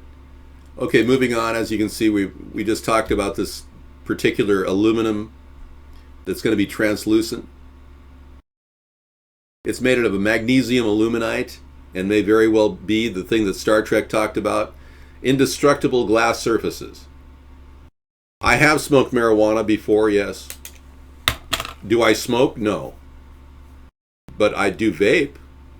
In our state, you can actually buy marijuana legally and smoke it recreationally. I'm going to watch Fuller House, absolutely, on Netflix. That's the next thing I'm going to watch. Thank you. I'm going to check that out tonight. And well, Flint drinks poison. Nestle is pumping 200 gallons of fresh water out of Michigan every minute. And nobody in our government, Obama hasn't done anything. Hillary doesn't talk about this. Unbelievable. They found out that Red Bull is connected to this particular element, which is found in bull semen and urine. I don't know if the story is true, but you can check it out. I've never done drugs. I don't know I've never tried meth or crack or acid or DMT or... When's the show start? Yeah, so check out the bull semen story there. And what else here? Oh, there we go again. Judge. Boy, see how many of these stories. Judge finds a man $1.30 for growing 30 marijuana plants. The man should be given a job in the Justice Department. He's brilliant. Judge Pierre Chevalier will definitely get a job in my administration as a federal judge. Thank you, sir. Thank you for standing up. You can't trust Hillary. She's New World Order. She's completely controlled. The Clintons have been owned by the New World Order. They basically were the New World Order couple. And they want to make that happen again. That's why they put some of the weirdest people running against her. Yeah, oh, this is the same harsh criticism being illegal. Okay, that's so good. I'm going to keep it. It's unbelievable. It'll be adding to the list of reasons not to vote for Trump. Oh, and this is a simple guide in the state of Nevada to get me on the ballot. Okay. We talked about getting on the ballot in any state. If you want to contact your Secretary of State, you can. The Secretary of State will answer your questions. Put the government to work for you. Okay? So call the Secretary of State and simply say, hey, I want to nominate a person to get on the ballot. I want to put a president on the ballot in my state. They'll send you the necessary paperwork. Gosh, this has been huge. Okay. I think we're there. Oh my God, that's great. Okay. That wasn't too hard. Milky Way gets a close-up.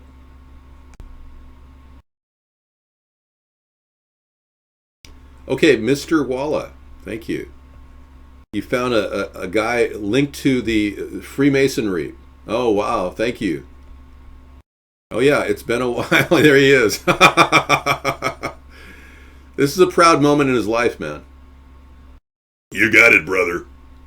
Hey, thanks for coming in, buddy. Maybe we'll let you on the show someday soon. Yeah. Yeah, I had to push this guy. This is Walla, the guy that hung out in our show for a long time. I had to push him back because he kept pushing his Mason ideas on me. And I just don't buy into the Masonry. I never will. You are fighting the good fight. Yeah, you're winning me back, Rodney. No, this is a guy, we actually met him in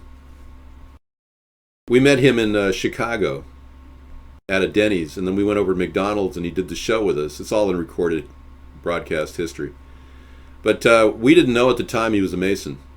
He was a Mason, but he was really a evangelistic Mason. No, nobody's ever beaten me at chess, Beekman. Well, there was one person that beat me at chess, but I was having a really bad day. I had no sleep. I remember going into the guy's apartment and laying down in Westwood, and some guy said, "Hey, you want to play a game of chess?" I said, "No, not really. I'm feeling kind of sick." And he did beat me because I couldn't handle the game. It was when basically chess takes up your brain power. Well, it was a guy's apartment that I used to know in college. He was living off campus, and a friend of his came over. It was a fairly quick game, actually. Really. Nothing to explain, you know. Believe it or not, men have friends, and they're not gay. You know, I should try playing against Deep Blue. I really should. It would be less stressful for me to play against a computer than it would be a human. I should try that. Thank you for telling me that. All right, so I'm not a Mason. I have no affiliation with secret societies. But you need to know what these people are up to. So I'm going to have a video here to look at and kind of give you a primer on what's happening. And those who doubt the New World Order conspiracy, listen closely. All right?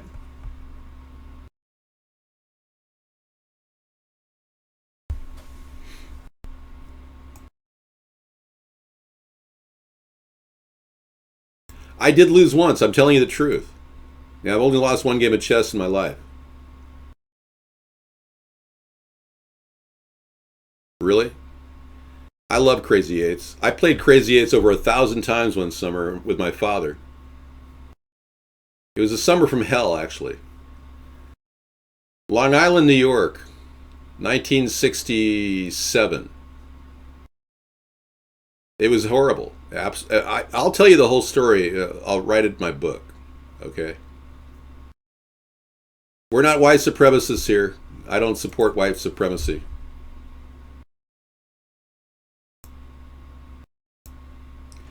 Right. I met him prior to him joining the Masons. I agree. Thank you, Rodney. All of my ideas are brand new, and I'm not jealous. Yeah. My inventions that we have online, we've talked about, the ocean pipeline, the vertical windmill, the blimp plane, all those are original ideas. The vertical windmill is an adaptation of the Savonius windmill, a Creative Commons open source license made by a guy named Savonius. And it is something we feature on our Technology Thursday night, but it is essentially a way to generate electricity across the nation. A very simple, cost-effective way to generate valuable source of energy from every single telephone pole in the country. It's a top-mount system that would be just adapted to the current system, and it would be working day and night, generating electricity as it goes. Isn't that special? Well, isn't that special? He's not a man of money. He's just a guy who decided to become a Mason.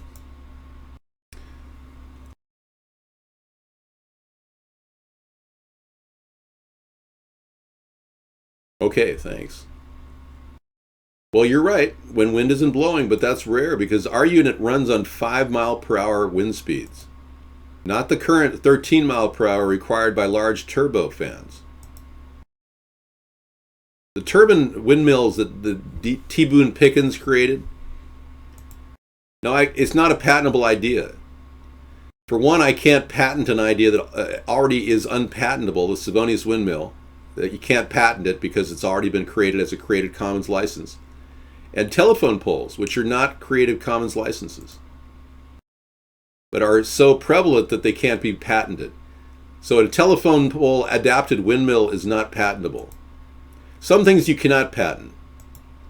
Even the ocean pipeline can't be patented because of the simple fact that passive desalination is the primary source of creating fresh water. The sun bakes in and heats up the water. It desalinates by evaporating on the inside of the unit. That was developed by the Australian Aborigines around 1,000 years ago. So it's an unpatentable idea. And I'm not into patenting because I'm not trying to make money on these ideas. I'm trying to help the nation. Telephone poles are mind benders, yeah. So now you bitch and complain. You don't like 975? 487? Sounds like a Steely Dan song. Okay, say we just look at this and you decide whether this is a real story or not. Okay? Thank you. And by the way, we're back on Monday for Conspiracy Monday. We'll be starting our show at 5 o'clock. But the recorded broadcast starts at 6 to 9 or later. Like tonight, we had a pretty long broadcast on YouTube. Thanks again for coming in. If you want to watch any of our video broadcasts, feel free to go to our YouTube site at the bottom of our page at AmericasThirdParty.com. And you can also multicast us and broadcast us 24/7 by simply grabbing that video feed from our YouTube channel and putting it on your own video feed and playing it in the background. Anybody can broadcast us any time of the day and take all our recorded broadcasts. It's over almost 800 videos and just let them roll. We've got over 2,000 hours of broadcasting time for you to show people what we're all about. Pretty cool, huh? Okay, here we go. See you later, alligator. After a while, crocodile.